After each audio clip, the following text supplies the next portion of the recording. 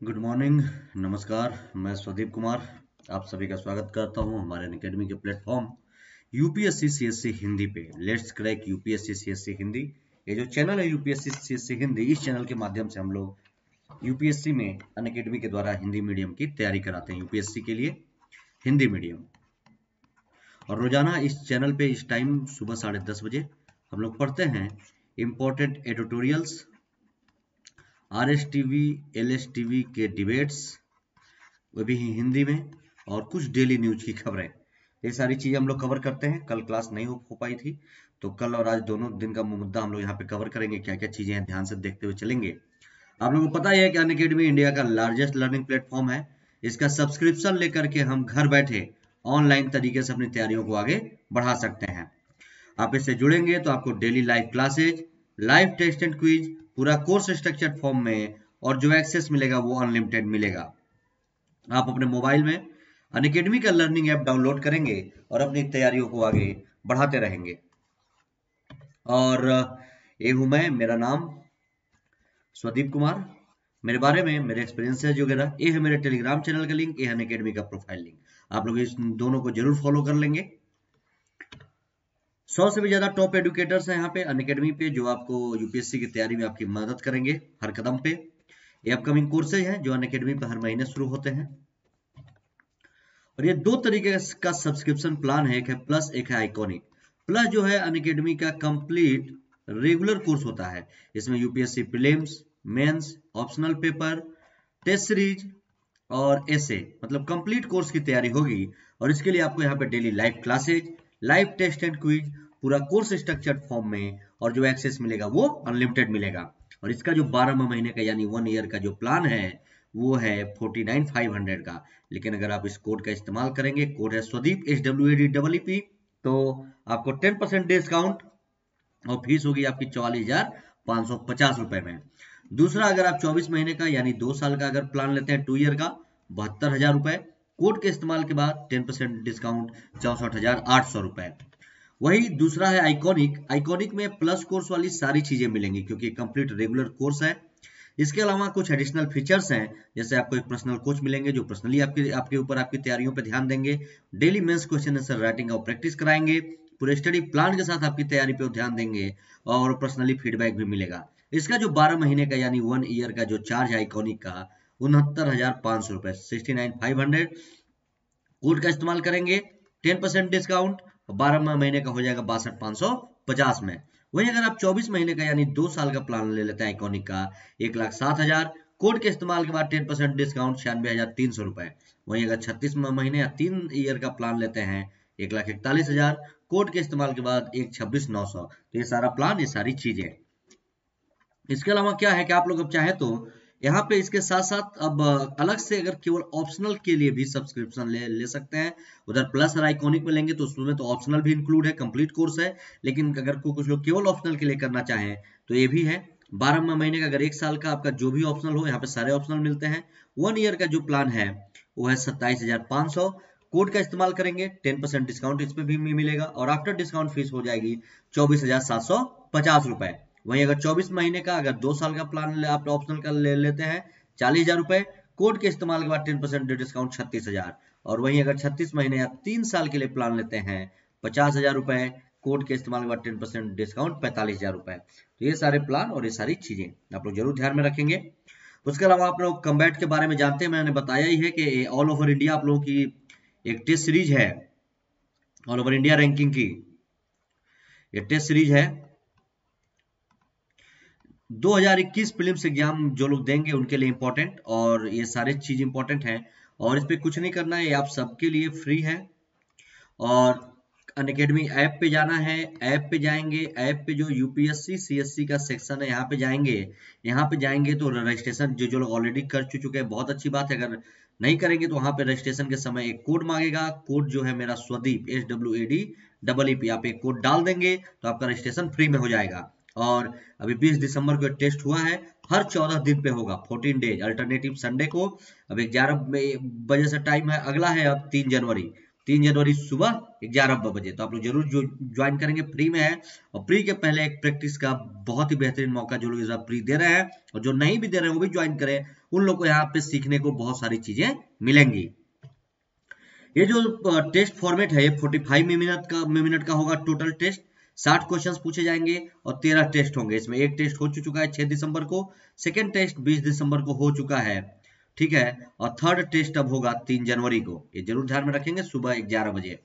और alternative Sunday, और 6 section से आएंगे इसमें सवाल, जैसे प्रीलिम्स आते हैं। इसमें जो टॉप 3 रैंकर्स होंगे, जब 13 टेस्ट टोटल जब फिनिश हो जाएंगे तो जो टॉप 3 रैंकर्स रहेंगे ओवरऑल स्कोरिंग की जाएगी। उसमें 3 महीने का अनअकैडमी का सब्सक्रिप्शन ले सकेंगे वो फ्री में, या इतने ही प्राइस का इनको अमेजन का गिफ्ट कार्ड मिलेगा, वहां से कुछ भी शॉपिंग कर सकते हैं। और जो आपका रैंक 4 से जो 150 रैंक तक लोग रहेंगे उनको 1000 का अमेजन का वाउचर में मिलेगा। 3 चीजों को आप ध्यान में रखेंगे। और आप लोगों को पता है कि अब 6 महीने बचे हैं केवल 2021 के प्रीलिम्स के लिए। तो इसके लिए 21 दिसंबर से एक बैच शुरू हो चुका है, ठीक है, बाइलिंगुअल प्रीलिम्स के लिए, प्रीलिम्स 2021 के लिए, प्रीलिम्स 2021 के लिए बैच शुरू हो चुका है। तो जरूर ध्यान में रखेंगे, जैसे पूरा सिलेबस ये सब कवर कराया जाएगा सारी चीजें। और एक 6 महीने का बैच है प्रीलिम्स का, एक 1 ईयर फाउंडेशन बैच ये भी शुरू हो रहा है, और 2 साल का भी फाउंडेशन बैच यहाँ पे शुरू हो रहा है। तो जरूर ध्यान में रखेंगे ये सारी चीजें, सारे प्लान। और ये भी कुछ अपकमिंग कोर्सेज है 6 महीने के लिए। और 6 महीने के बाद आपका 22 का फाउंडेशन, 2023 के लिए फाउंडेशन बैच। किसी भी बैच में आप एडमिशन लेंगे, इंग्लिश, हिंदी, बाइलिंगुअल सब कुछ अवेलेबल है यहाँ पे। इसमें क्या करेंगे, कोड है स्वदीप, स्वदीप का इस्तेमाल जरूर करेंगे एडमिशन लेते समय इस कोड का, तो आपको 10% डिस्काउंट में मिल जाएगा। और आप लोगों को पता ही है कि आइकॉनिक का ये जो प्राइस है वो हाइक होने वाला है जल्दी इस समय में। तो जो लोग आप इसको अपग्रेड करना चाहते हैं अपग्रेड कर लें, ये सारी चीजें इसमें फैसिलिटी है। अब ये है सोर्स जो मैं आप लोगों को रोजाना पढ़ाता हूं यहाँ पे डेली न्यूज में। उसका सोर्स क्या है, the Hindu, Indian Express, down to earth, Hindustan Times, economics Times, PIB, PRS, Dainik Jagran, राष्ट्रीय संस्करण, जनसत्ता और गवर्नमेंट की वेबसाइट। ये सारे सोर्स हैं जो मैं आप लोगों को रोजाना यहाँ पे करंट के मैटर और जो इम्पोर्टेंट एडिटोरियल से लेकर के आता हूं, ठीक है। तो आज हम लोग क्या क्या देखेंगे, और हाँ इसमें हम लोग 3 चीजें पढ़ते हैं, डेली न्यूज, कुछ करंट इश्यूज इसमें हम लोग देखते हैं, करंट इश्यूज जो रोज की खबरें हैं, इंपोर्टेंट एडिटोरियल्स देखते हैं कुछ हम लोग वो भी हैं हिंदी में, जो the Hindu, Indian express, PIB, PRS जो मैंने पीछे सोर्स दिखाया उससे जुड़े हुए हैं। और हम लोग एक मुद्दा डिस्कस करते हैं, राज्यसभा लोकसभा टीवी का डिबेट। मैंने आप लोगों को उससे बोला था कि अगस्त से लेकर के अब तक का मैं एक एक करके 2-2 करके सारा कवर कराऊंगा। तो एक टॉपिक हम लोग ये भी कवर करते हैं। तो आज हम लोग डेली न्यूज में क्या क्या पढ़ेंगे पहले ये देख लीजिए। आज हम लोग डेली न्यूज में क्या क्या पढ़ेंगे, इधर 2 दिनों का टॉपिक है गोवा मुक्ति दिवस, स्पेशल सिचुएशनल अवेयरनेस SSA, इसके बारे में देखेंगे क्या है। महाराष्ट्र का पहला खेल विश्वविद्यालय बना है, महाराष्ट्र में एक इंटरनेशनल अंतरराष्ट्रीय खेल विश्वविद्यालय बना है, इसके बारे में। मोहम्मद आमिर, ये पाकिस्तान के क्रिकेटर हैं, इनके बारे में पढ़ेंगे, इन्होंने अभी संन्यास ले लिया अंतरराष्ट्रीय क्रिकेट से। भारत इंडोनेशिया संयुक्त गश्त, ठीक है, भारत इंडोनेशिया का जो हिंद महासागर में साथ में पेट्रोलिंग होती है उसके बारे में। योगासन को प्रतिस्पर्धी खेल की मान्यता मिल गई है, इसके बारे में। एक उपग्रह है CMS-01, इसके बारे में देखेंगे। सुभाष चंद्र बोस संग्रहालय म्यूजियम के बारे में पढ़ेंगे, और बायो बबल के बारे में पढ़ेंगे। तो ये 1 2 3 4 5 6 7 8 9 ये 9 टॉपिक आज हम लोग डेली न्यूज में कवर करेंगे।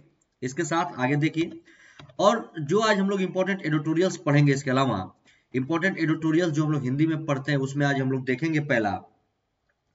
पहला होगा आरक्षण पर सिफारिशें, क्या कह रहा है, शासन व्यवस्था का मुद्दा है। और इंडियन एक्सप्रेस का आर्टिकल है, इसमें क्या है कि जितने भी IIT हैं, IIT में जो छात्रों के प्रवेश और छात्रों के अलावा जो वहां पर फैकल्टी हैं उनके लिए आरक्षण का क्या मुद्दा है, इसके लिए गवर्नमेंट ने कोई कमेटी बनाई थी, कमेटी ने क्या सिफारिशें दी, ये सारे को कुछ हम लोग पढ़ेंगे। इंडियन एक्सप्रेस का ये आर्टिकल है, गवर्नेंस का मुद्दा है, GS second paper. Young champions of the अर्थ, इसके बारे में देखेंगे। जीव विज्ञान और पर्यावरण, एनवायरमेंट इकोलॉजी का मुद्दा है, ये भी इंडियन एक्सप्रेस का आर्टिकल है। तीसरा हम लोग देखेंगे अंतर धार्मिक विवाह और व्यक्तिगत स्वतंत्रता के बारे में, ये भारतीय समाज, इंडियन सोसाइटी का मुद्दा है। और द हिंदू, इंडियन एक्सप्रेस और बिजनेस लाइन, इन तीनों को मिला करके आर्टिकल मैं आप लोग के लिए लाया हूं। चौथा देखेंगे हम लोग संसद के सत्र के बारे में, भारतीय राजनीति, इंडियन एक्सप्रेस, क्योंकि अभी जो संसद का शीतकालीन सत्र था उसको रद्द कर दिया गया है, तो उसी का आर्टिकल आया इंडियन एक्सप्रेस पे, तो जरूर इसको देखेंगे। पांचवा है वैक्सीन हेसिटेंसी, अर्थ और समस्या, ये भी गवर्नेंस का मुद्दा है और द हिंदू का यह आर्टिकल है। तो इसमें हम लोग क्या देखेंगे कि इसमें हम लोग देखेंगे वैक्सीन हेसिटेंसी में कि कुछ जो कोविड-19 का जो वैक्सीन है उस वैक्सीन के लिए एक ऑनलाइन डेटा निकाला गया कि कौन लोग वैक्सीन लेने के लिए पूर्ण रूप से कौन कौन से नागरिक भारत में कितने % लोग तैयार हैं कि कितने लोग नहीं तैयार हैं वैक्सीन को लेकर के, डर क्या है, इस चीज के बारे में देखेंगे। और जो छठा एडिटोरियल है ये हम लोग देखेंगे एनडीबी के साथ ऋण समझौता। एनडीबी यानी जो नेशनल डेवलपमेंट बैंक है, इसके साथ भारत ने कुछ ऋण समझौता किया है कि किस मुद्दे में, ग्रामीण क्षेत्रों के लिए। तो क्या क्या है, भारतीय अर्थव्यवस्था का मुद्दा है, सोर्सेस का इंडियन एक्सप्रेस, तो इसके बारे में भी देखेंगे हम लोग क्या क्या चीजें हैं। तो आज हम लोग ये 6 एडिटोरियल भी पढ़ेंगे। इसके अलावा एक हम लोग देखेंगे जो हम लोग रोजाना डिबेट के बारे में मैं कहता हूँ, एक राज्यसभा टीवी और लोकसभा टीवी का जो डिबेट है उसके बारे में, वो हिंदी में मैं आप लोगों के लिए इसका मैटर लेकर के आता हूँ। और ये जो ओरिजिनल डिबेट है वो टीवी में इंग्लिश में आता है, तो उसका मैं आप लोगों को मैटर हिंदी में और पीडीएफ भी हिंदी में प्रोवाइड कराता हूँ। तो क्या है आज का टॉपिक जो मैं आप लोगों के लिए लेकर आया हूँ, राज्यसभा टीवी लोकसभा टीवी के डिबेट का, स्टार्स परियोजना। क्या है स्टार्स परियोजना, संभावनाएं और उसकी चुनौतियां, ये भी शासन व्यवस्था गवर्नेंस का मुद्दा है। तो जरूर ध्यान से देखिए क्या क्या चीजें हैं, एक एक करके हम लोग अब शुरू करते हैं, एक एक करके हम लोग अपने सारे टॉपिक को कवर करते हुए चलेंगे।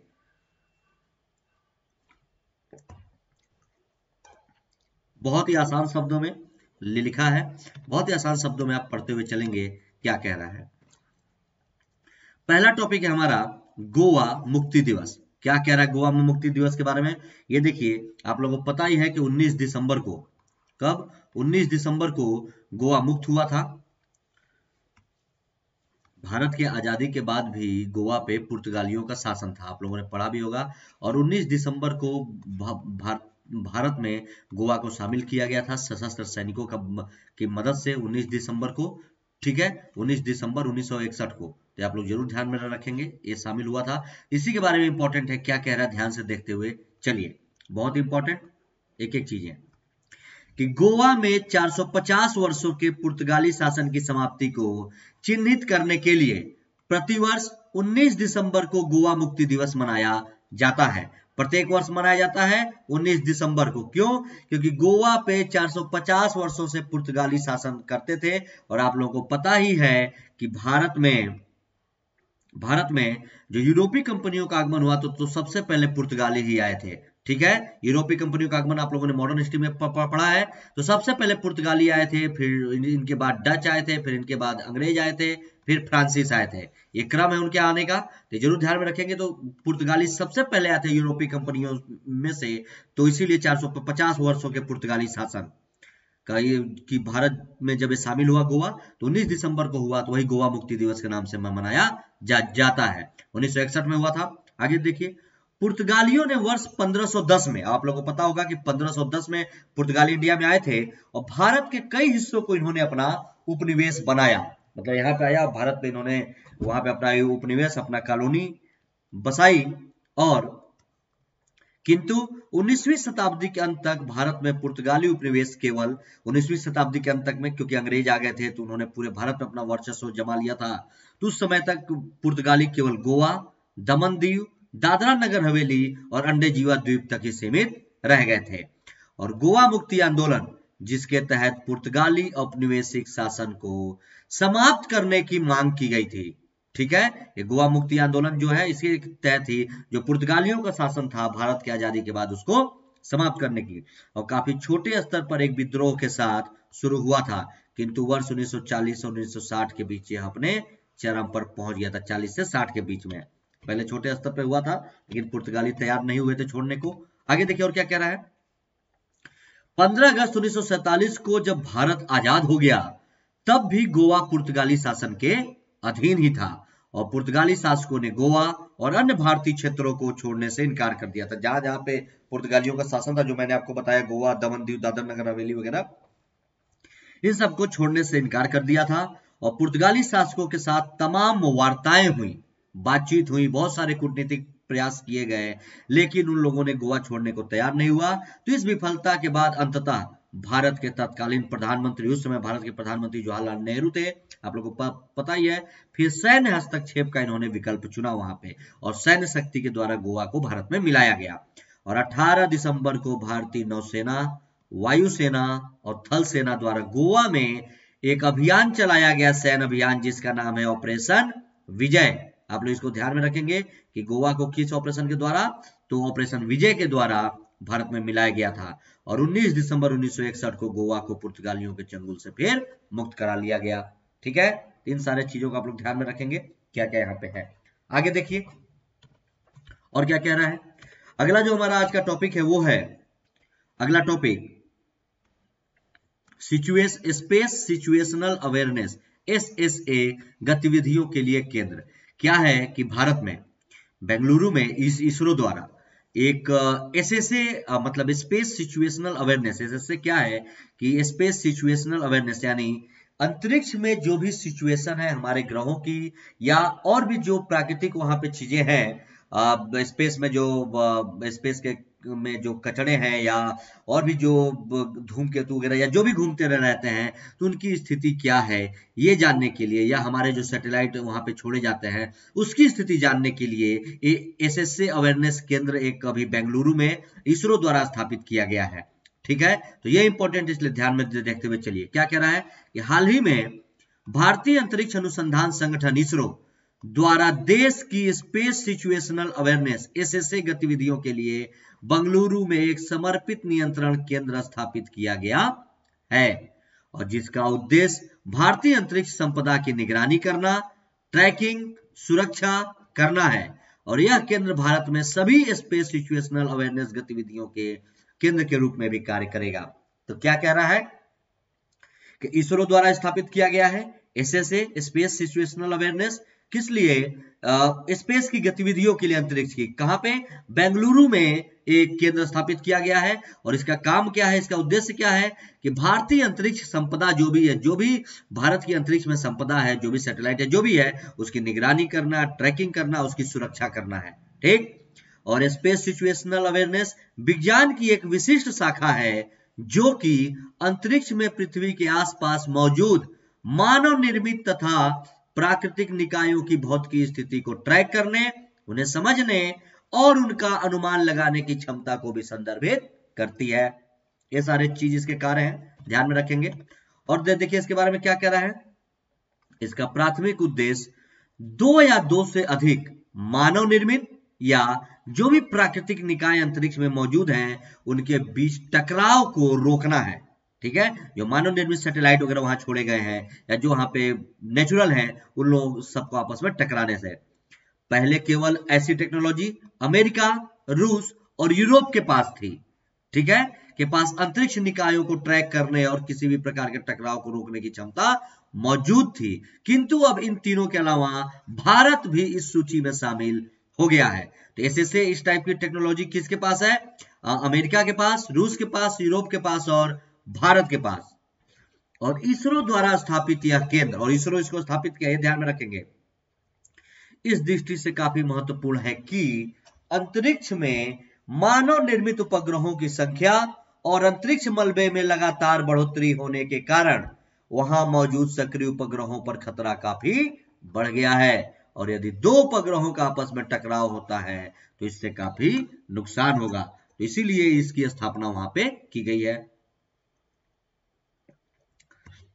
इस केंद्र की स्थापना इसीलिए बंगलुरु में की गई है और इसरो इसके द्वारा सारा कुछ निगरानी रखेगा।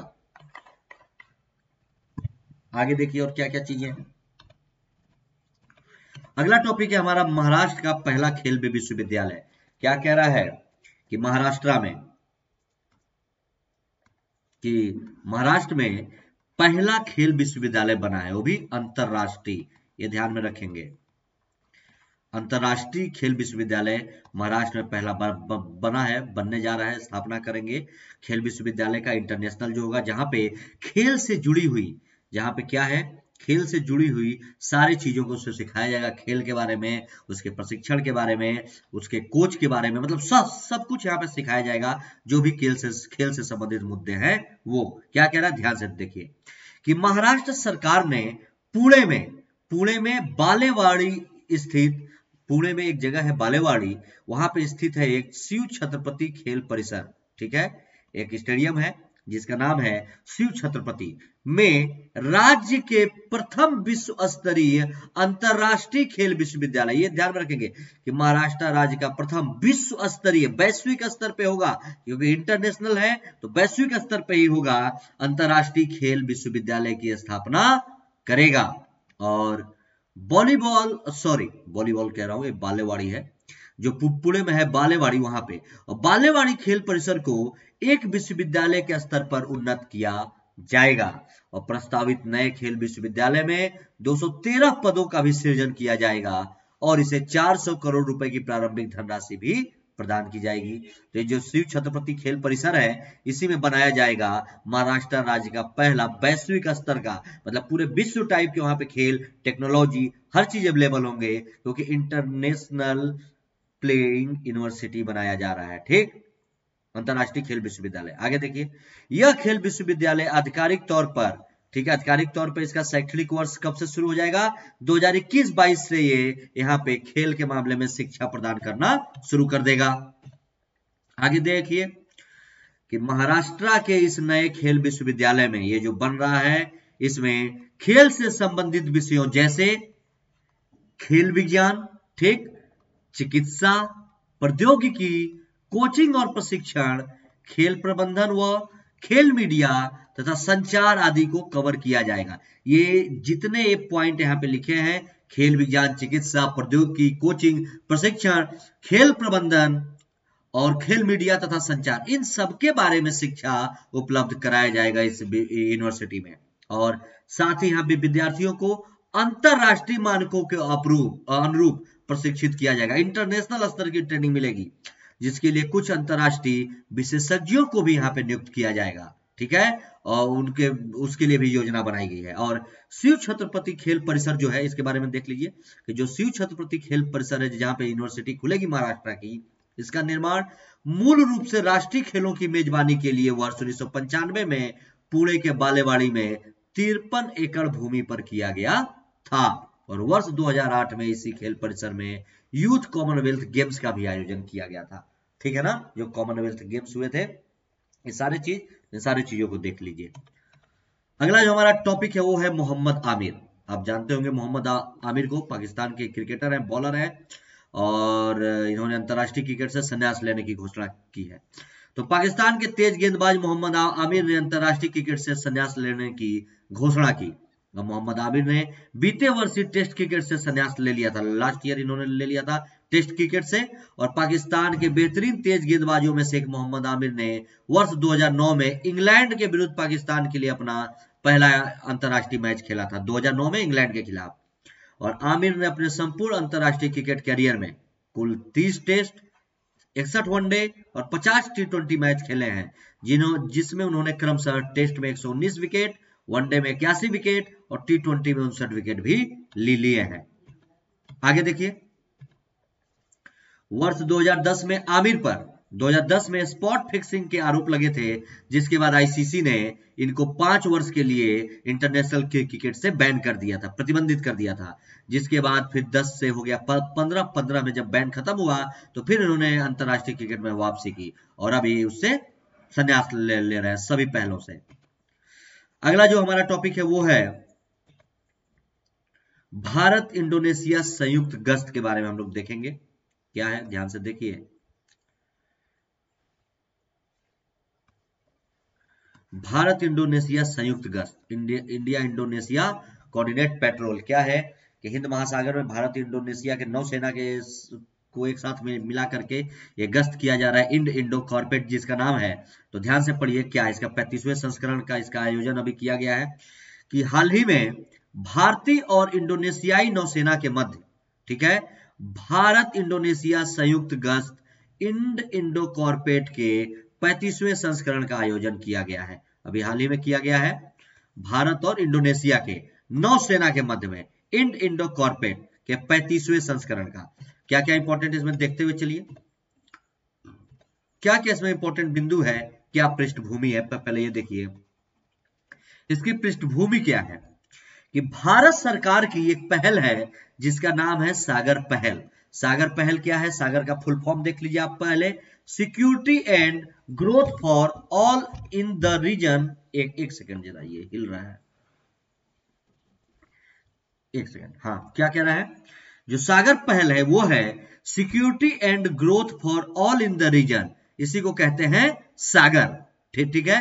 तो भारत सरकार की एक पहल है सागर। ये क्या कह रहा है कि क्षेत्रों में सभी के लिए सुरक्षा और विकास के हिस्से के रूप में भारतीय नौसेना इसके जरिए संयुक्त गश्त और देशों के साथ विशिष्ट आर्थिक क्षेत्र यानी एक्सक्लूसिव इकोनॉमिक जोन, निगरानी, समुद्री मार्ग अभ्यास और द्विपक्षीय बहुपक्षीय अभ्यास के में सहयोग के लिए हिंद महासागर के क्षेत्र में अन्य देशों के साथ लगातार संलग्न है। ये जो सागर पहल है कहां पे, हिंद महासागर, हिंद महासागर में ये पहल है और देशों के साथ, भारत का अन्य देशों के साथ हिंद महासागर में जो भी द्विपक्षीय बहुपक्षीय ये अभ्यास होता है, पहल होता है, इसी को सागर पहल के साथ शामिल किया गया है। जिसमें क्या होता है, भारतीय नौसेना अगले देश के साथ संयुक्त गश्त करती है, विशिष्ट आर्थिक इकोनॉमिक जोन की निगरानी करती है, समुद्री मार्ग का अभ्यास, इन सारे चीजों का इसमें अभ्यास होता है। ठीक, और इसका मुख्य उद्देश्य क्या है, समुद्री सुरक्षा को बढ़ाना है। सागर पहल का मुख्य उद्देश्य समुद्री सुरक्षा को बढ़ाना है। आगे देखिए और क्या क्या है इसमें, क्या क्या इंपॉर्टेंट पॉइंट है। पहले आप इंड इंडो कॉर्पोरेट के बारे में पढ़ लीजिए। क्या है इंड इंडो कॉर्पोरेट, कि समुद्री संधियों को सुदृढ़ता यानी मजबूती प्रदान करने के लिए दोनों देशों की नौसेनाएं वर्ष 2002 के बाद से अपनी अंतरराष्ट्रीय समुद्री रेखा के साथ कॉर्पोरेट का आयोजन कर रही हैं। क्या है इंड इंडो कॉर्पोरेट, कि जो भारत और इंडोनेशिया के बीच समुद्री संधियां हुई हैं उनको और भी ज्यादा मजबूती प्रदान करने के लिए दोनों देशों की, भारत और इंडोनेशिया की नौसेनाएं कब से, 2002 से ही अपनी अंतरराष्ट्रीय समुद्री सीमा रेखा के साथ इस कॉर्पोरेट का आयोजन करती हैं। कहां पे, हिंद महासागर। ये जरूर ध्यान में रखेंगे। आगे देखिए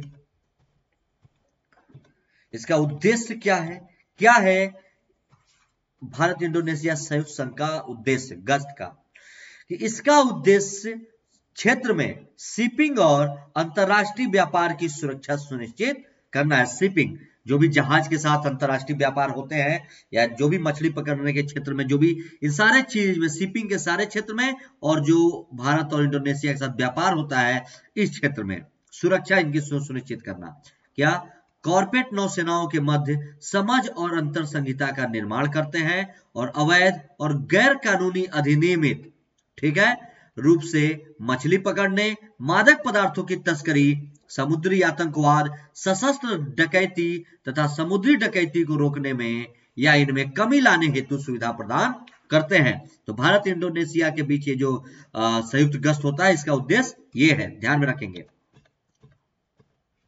अभी जो 35वां संस्करण हुआ है, अभी जो भारत इंडोनेशिया का जो संयुक्त गश्त हुआ है इसका जो 35वां संस्करण है, इसमें प्रतिभागी कौन था, भारतीय नौसैनिक जहाज आईएनएस कुलिस ने इसमें भाग लिया था। भारत का नौसैनिक जहाज है जिसका नाम है आईएनएस कुलिस, और यह एक स्वदेशी मिसाइल कोरवेट और P8I मैरीटाइम पेट्रोल एयरक्राफ्ट है, आईएनएस कुलिस, जिसने इंडोनेशियाई जहाजों के साथ समन्वयी गश्ती दल का संचालन किया था।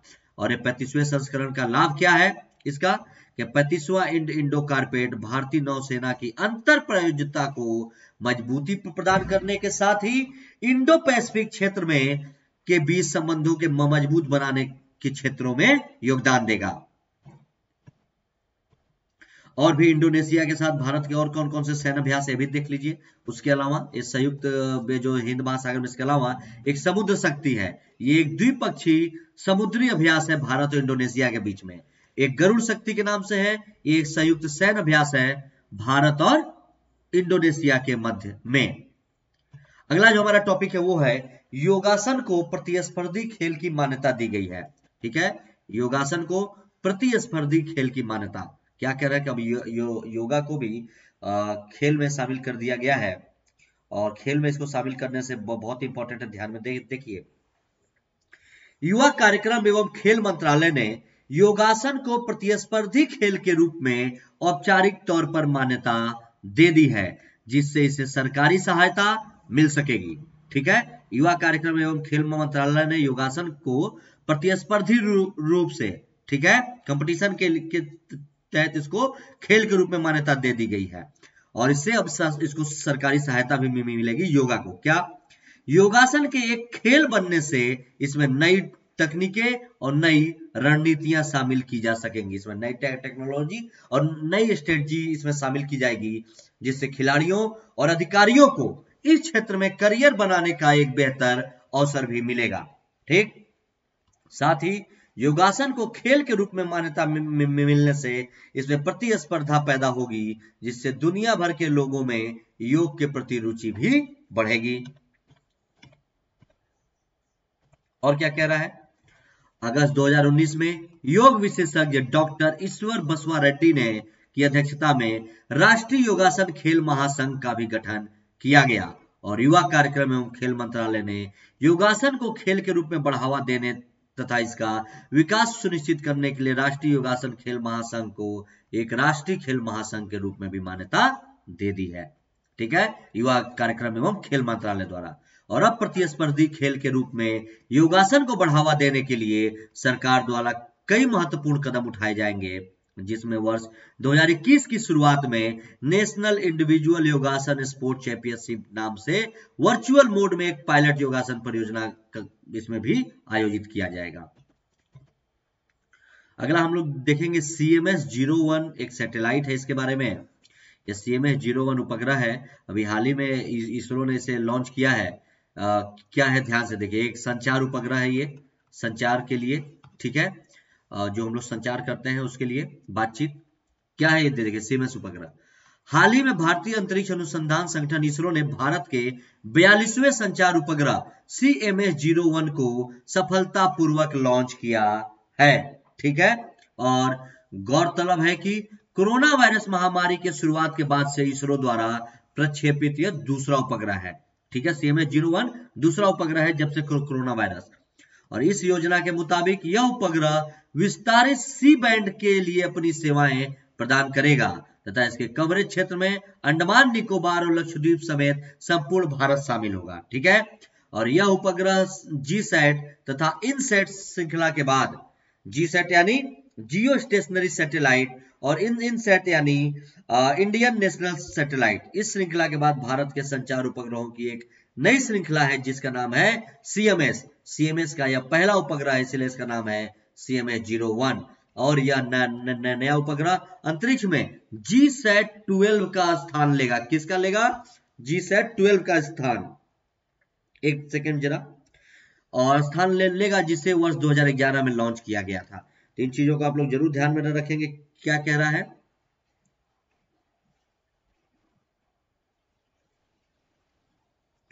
ठीक है ना? आइए आगे देखिए। अगला हमारा टॉपिक है सुभाष चंद्र बोस संग्रहालय एक बनाया जा रहा है। सुभाष चंद्र बोस का एक म्यूजियम इनके नाम पे, कहां पे? कोलकाता में। क्या है ये देखिए कि नेताजी सुभाष चंद्र बोस की 125वीं वर्षगांठ को चिन्हित करने के लिए केंद्र सरकार कोलकाता में एक संग्रहालय यानी म्यूजियम स्थापित करने की योजना बना रही है इनकी 125वीं वर्षगांठ के उपलक्ष्य में। और साथ ही नई दिल्ली स्थित लाल किले के मौजूदा संग्रहालय के विस्तार पर भी विचार किया जा रहा है। और नई दिल्ली में एक इनका संग्रहालय मौजूद है लाल किला के में, तो उसको भी क्या है, दोबारा उसको विस्तार करने का, उसको और भी बेहतर बनाने का। और इसके अलावा सरकार ने सुभाष चंद्र बोस के द्वारा लिखी गई कुछ पुस्तकों को पूरा प्रकाशित करने और उनके नाम पर छात्रों के लिए फेलोशिप शुरू करने की भी बात की गई है सुभाष चंद्र बोस के 125वीं वर्षगांठ के उपलक्ष्य में।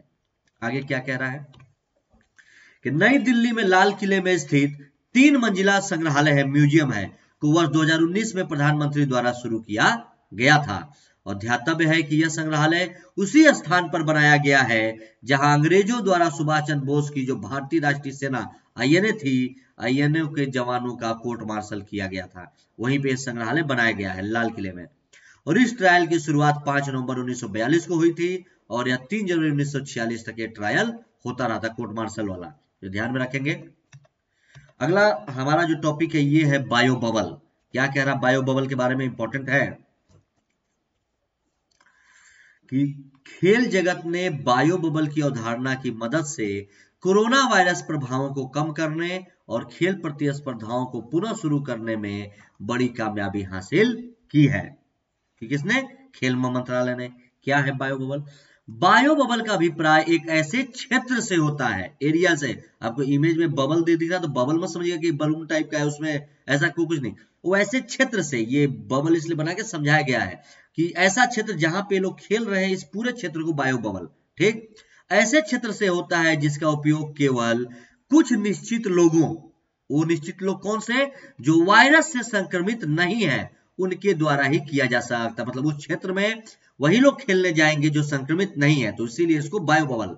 और इस रणनीति का प्रयोग करते हुए महामारी के बीच कई महत्वपूर्ण टूर्नामेंट भी हुए हैं, जैसे अभी आईपीएल हुआ है, यूएस ओपन हुआ है, एनबीए आदि, इनका सफल आयोजन किया गया है। क्योंकि क्या है कि स्टेडियम में पब्लिक मौजूद नहीं थी और जो खिलाड़ी है उनकी अच्छी से उनकी जांच हुई और जो कोविड से संक्रमित नहीं थे वही केवल उसमें शामिल थे, इसलिए। और क्या कह रहा बायो बबल के बारे में?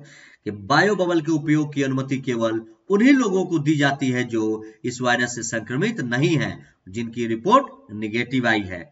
और बायो बबल में शामिल कोई भी व्यक्ति इसके अंदर या इससे बाहर नहीं जा सकता। और इस तरह यह रणनीति खिलाड़ियों के लिए एक सुरक्षित वातावरण भी निर्मित करती है। तो ये सारी चीजों को ध्यान में रखिएगा। यहाँ पे हमारा वो डेली न्यूज खत्म होता है, अब यहाँ से हम लोग का आर्टिकल शुरू होगा। क्या हम लोग का आर्टिकल है? आज का हमारा पहला आर्टिकल है आरक्षण पर सिफारिशें।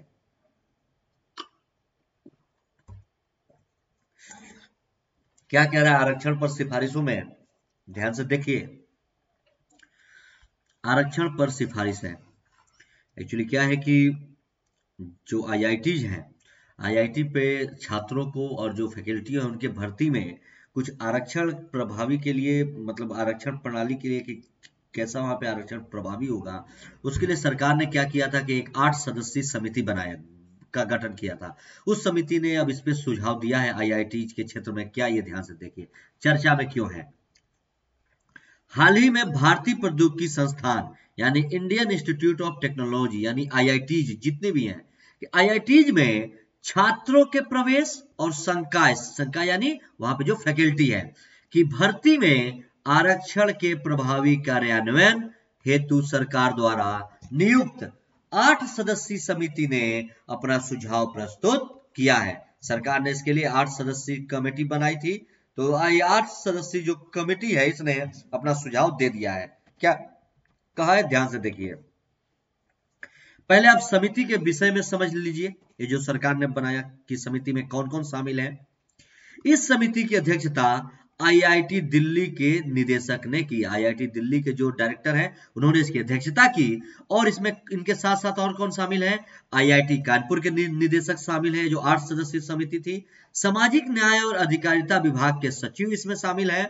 जनजाति मामलों, कार्मिक और प्रशिक्षण विभाग के प्रतिनिधियों, जनजाति मामलों और कार्मिक प्रशिक्षण विभाग के प्रतिनिधियों के अलावा आईआईटी बॉम्बे तथा आईआईटी मद्रास के सदस्य भी इस समिति में शामिल हैं। और यह जून 2020 में शिक्षा मंत्रालय को सौंपी गई थी और जिसे सूचना का अधिकार राइट टू इंफॉर्मेशन अधिनियम 2005 के तहत उपलब्ध कराया गया था। ये समिति के बारे में है। आगे देखिए और क्या कह रहा है इसमें। समिति ने क्या सुझाव दिया है। समिति, ये जो 8 सदस्यीय समिति थी, इसने क्या सुझाव दिया है ये देखिए कि राष्ट्रीय महत्व के संस्थानों के रूप में स्थापित और मान्यता प्राप्त होने के कारण आईआईटी को केंद्रीय शैक्षिक संस्थान यानी शिक्षक संवर्ग में आरक्षण अधिनियम 2019 की अनुसूची में उल्लिखित उत्कृष्टता के संस्थानों की सूची में शामिल किया जाना चाहिए। इस समिति ने सुझाव दिया कि जितने भी आईआईटीज हैं एक अधिनियम है केंद्रीय शैक्षिक संस्थान अधिनियम 2019। उस 2019 के अधिनियम के अनुसूचियों में उत्कृष्टता के संस्थानों यानी IIT को इंस्टीट्यूट ऑफ एक्सीलेंस की सूची में शामिल किया जाना चाहिए, और बेहतर है भी ये। और ये जो अधिनियम है केंद्रीय शैक्षिक संस्थान 2019 के अधिनियम की धारा 4 उत्कृष्टता, अनुसंधान, राष्ट्रीय और गैर सामरिक महत्व के संस्थानों को अनुसूची में उल्लिखित और अल्पसंख्यक संस्थानों को आरक्षण प्रदान करने से छूट देती है। और क्या क्या सुझाव दिया है इसने कि अधिनियम की धारा 4 के तहत IIT संस्थानों को छोड़कर, ये जो 2019 केंद्रीय शैक्षिक संस्थान 2019 अधिनियम है, इसमें इस IIT संस्थानों को छोड़कर और भी कई अनुसंधान संस्थान हैं, जैसे Tata institute of fundamental research, national brain research, space physics laboratory आदि भी इस अधिनियम में शामिल है। और समिति ने सिफारिश की है कि यदि आरक्षण से पूर्व छूट देना संभव न हो तो आर्थिक रूप से कमजोर वर्ग सहित सभी श्रेणियों के लिए आरक्षण नीतियों को केवल किसके लिए, सहायक प्रोफेसर, असिस्टेंट प्रोफेसर के ग्रेड 1 और ग्रेड 2 तक ही सीमित रखा जाना चाहिए। ये सारी समिति की सिफारिश थी, ध्यान में रखेंगे। आगे देखिए और क्या कहा है समिति ने कि किसी विशेष वर्ग की अनुपलब्धता के कारण, और अगर ये जो किया जाएगा असिस्टेंट प्रोफेसर के ग्रेड 1 ग्रेड 2 के लिए, अगर उसमें कोई विशेष वर्ग अनुपलब्ध है, आया नहीं है, तो उसमें जो वो पद रिक्त होंगे वो अगले वर्ष के लिए उनको आरक्षित किया जाएगा, ठीक है। और आरक्षित श्रेणियों के उम्मीदवारों को आकर्षित करने के लिए विशेष भर्ती अभियान भी संचालित किया जाएगा। और अनेक मुद्दों को संबोधित करते हुए रिपोर्ट में कहा गया है कि एक निर्धारित समय में लक्ष्यों को प्राप्त करने पर जोर देने वाली प्रणाली और विशिष्ट कोटा नीति का पालन नहीं किया जाना चाहिए कोटा के तहत, ताकि IIT उत्कृष्टता, उत्पादन, अनुसंधान और शिक्षण के मामले में दुनिया के अन्य शिक्षण संस्थानों के साथ प्रतिस्पर्धा कर सके। तो इस पे जो आरक्षण का है वो सबके लिए क्लियर होना चाहिए, ठीक। और क्या इसमें सुझाव है, देखिए कि जो पैनल था उसने PhD कार्यक्रम में शामिल होने के लिए भी जो इच्छुक आरक्षित वर्ग के छात्र हैं उनके लिए 2 वर्षीय अनुसंधान का सहायता का प्रस्ताव दिया है। और पैनल ने इस बिंदु पर प्रकाश डाला कि PhD कार्यक्रम में आरक्षित श्रेणी के छात्रों का नामांकन कम होने के कारण IIT संस्थानों में संकाय के रूप में भर्ती के लिए उपलब्ध आरक्षित श्रेणी के उम्मीदवारों की संख्या गंभीर रूप से प्रभावित हो रही है। कि जो लोग PhD करने के लिए जिनमें प्रॉब्लम हो रही है, तो वो लोग क्या है कि इसीलिए जो फैकल्टी IIT संस्थानों को उसमें भर्ती होने में दिक्कत होता है, ठीक है। जो IIT से PhD किए रहते हैं वो लोग फिर IIT में फैकल्टी के रूप में चयनित हो जाते हैं। अभी जो केंद्रीय शैक्षिक संस्थान अधिनियम 2019 है, इसके बारे में भी पढ़िए क्या कह रहा है कि ये जो यहाँ पे बता रहा है, केंद्रीय शैक्षिक संस्थान शिक्षक वर्ग में आरक्षण अधिनियम 2019 क्या क्या कह रहा है, ये देखिए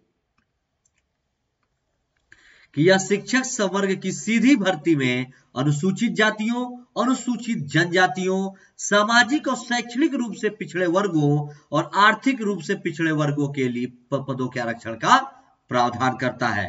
और अधिनियम कुछ मामलों में लागू नहीं होते हैं, जैसे अधिनियम की अनुसूची में निर्दिष्ट उत्कृष्टता अनुसंधान संस्थानों, राष्ट्रीय और सामरिक महत्व के संस्थानों पर यह लागू नहीं है, और एक अल्पसंख्यक शैक्षणिक संस्थान पर भी ये लागू नहीं है। फिर भी केंद्र सरकार सरकारी राजपत्र में अधिसूचना द्वारा समय समय पर इसकी अनुसूची में संशोधन कर सकती है। इंडियन एक्सप्रेस का आर्टिकल था, जरूर ध्यान से देखिएगा। आगे देखिए, अगला जो आर्टिकल है हमारा ये है young champions of the earth.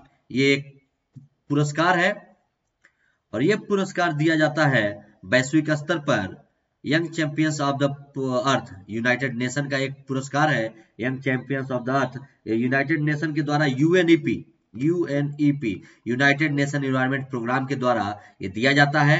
और किसको दिया जाता है कि जो यंग लोग हैं, जितने भी युवा लोग हैं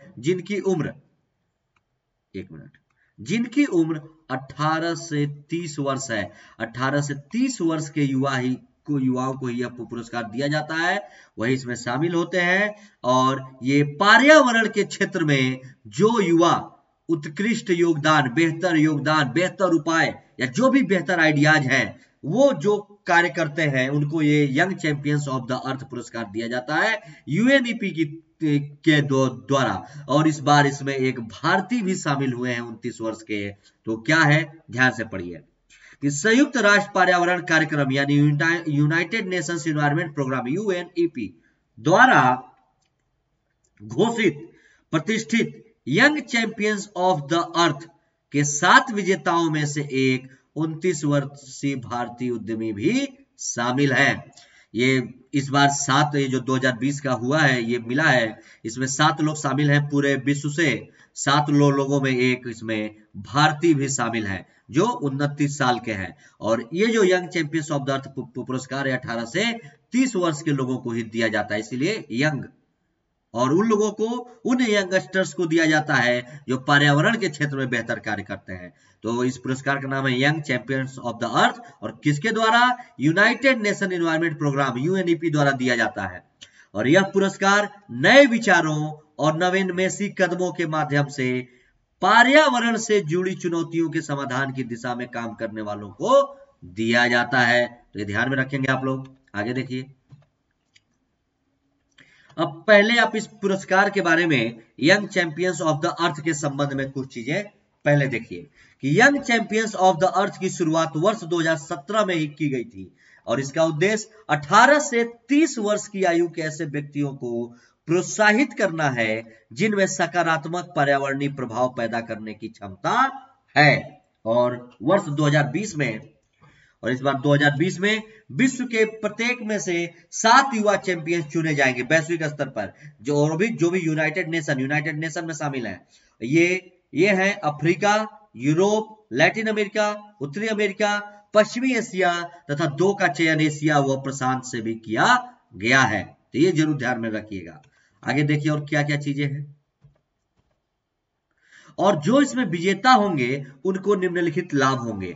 जो विजेता है, जो 7 इस बार विजेता बने हैं, उनको निम्नलिखित लाभ होंगे कि सीड फीडिंग में 10,000 अमेरिकी डॉलर, ठीक है, मिलेंगे और संयुक्त राष्ट्र की उच्च स्तरीय बैठक में इनकी उपस्थिति भी कराई जाएगी। जो यूएन की उच्च स्तरीय बैठक होती है उसमें ये लोग उपस्थित रहेंगे। Champions of the earth award समारोह में जो भी गणमान्य लोग हैं उनसे इनका परिचय होगा। साक्षात्कार और ऑनलाइन तथा वैश्विक मीडिया के माध्यम से इनका प्रचार और इनको मान्यता भी दी जाएगी। अभी जो 2020 के जो 7 विजेता हैं इनके बारे में पढ़िए। जो 7 विजेता हैं, कौन कौन से विजेता हैं? पहली है फतेहमा अल-जेला, एक कुवैत की है। इन्होंने क्या किया है? इन्होंने एक गैर लाभकारी रिसाइकलिंग पहल को इको स्टार स्थापना की है। एक रिसाइकलिंग पहल है जिसका नाम है इको स्टार, इसकी स्थापना की है फतेहमा अल-जेला ने, कुवैत की है। और क्या है इनका जो रिसाइकलिंग पहल इको स्टार क्या करता है? यह कुवैत में जितने भी स्कूल हैं और घर हैं या जो भी व्यवसाय से संबंधित जो भी कचड़े वहां से मिलते हैं, ये कचड़े इनका संगठन लेता है और उसके बदले में उन लोगों को पेड़ और पौधों का आदान प्रदान करता है। यही रिसाइकलिंग, कचड़ा, कुवैत में जो स्कूल, घर, व्यवसाय, वहां से कचड़ा लेना और उसके बदले में उन लोगों को पेड़ पौधे उन लोगों को देना, ये है। और इसीलिए इनको ये प्राइज मिला है। दूसरा जो है 7 लोगों को मिला है, तो दूसरा लेफ्टेरिस अर्पाकिस को मिला है। ये ग्रीस के हैं और इनको मिला है मेडिटेरियन क्लीनअप के लिए। क्या है ये समुद्र से प्लास्टिक एकत्र करने के लिए, ठीक है, स्थानीय मछली पकड़ने वाले समुदाय को प्रशिक्षित, सशक्त और प्रोत्साहित करते हैं तथा एकत्र किए गए प्लास्टिक का पुनर्चक्रण किया जाता है। जो लेफ्टेरिस अर्पाकिस है ग्रीस के, क्या करते हैं मेडिटेरियन क्लीनअप में कि समुद्र में जो भी प्लास्टिक या जो भी प्लास्टिक का कचरा एकत्र होता है तो वहां के जो लोकल मछुआरे हैं उनको वो उसके लिए ट्रेनिंग देते हैं और उनको प्रोत्साहित करते हैं, मजबूत बनाते हैं।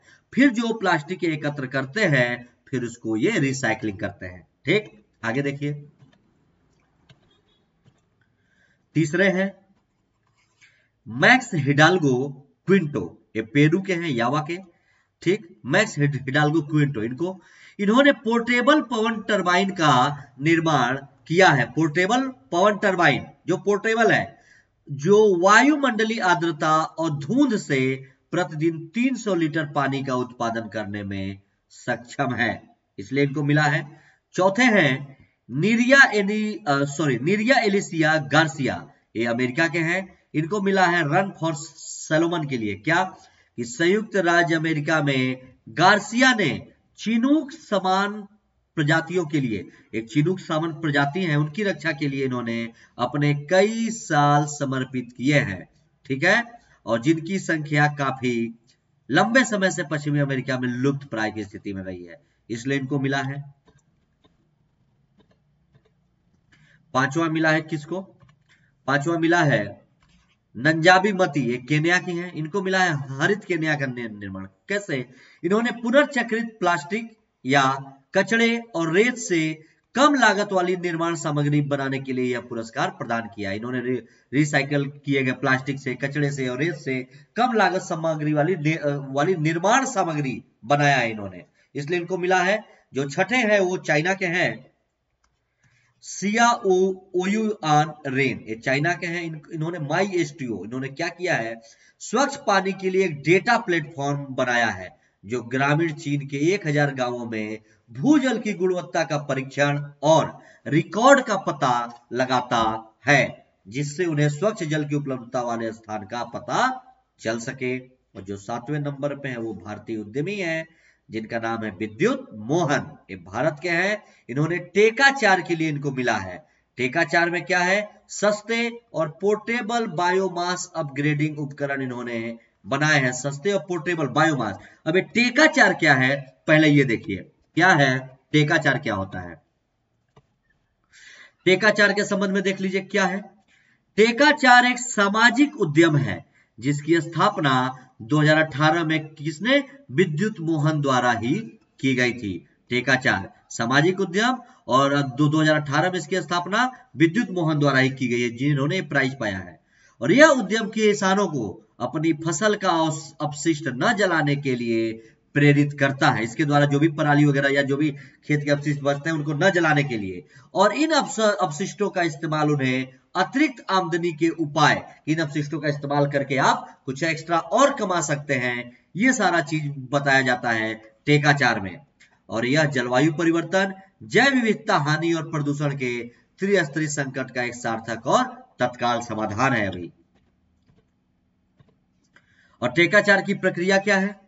टेकाचार में किसानों से चावल की भूसी, पुआल और नारियल के छिलके खरीद कर उन्हें चारकोल में परिवर्तित कर दिया जाता है, ठीक है। और इससे लाभ क्या होगा कि कृषि अवशेषों को खुले में जलाना विश्व के कई हिस्सों में वायु प्रदूषण का एक बड़ा कारक है, और यह अभिनव तकनीक किसानों को यह समझाने में मदद कर सकती है कि वर्तमान में हमारे पर्यावरण को स्वच्छ रखने में मदद करने के लिए कचरे को कैसे एक मूल्यवान संसाधन के रूप में बदला जा सकता है।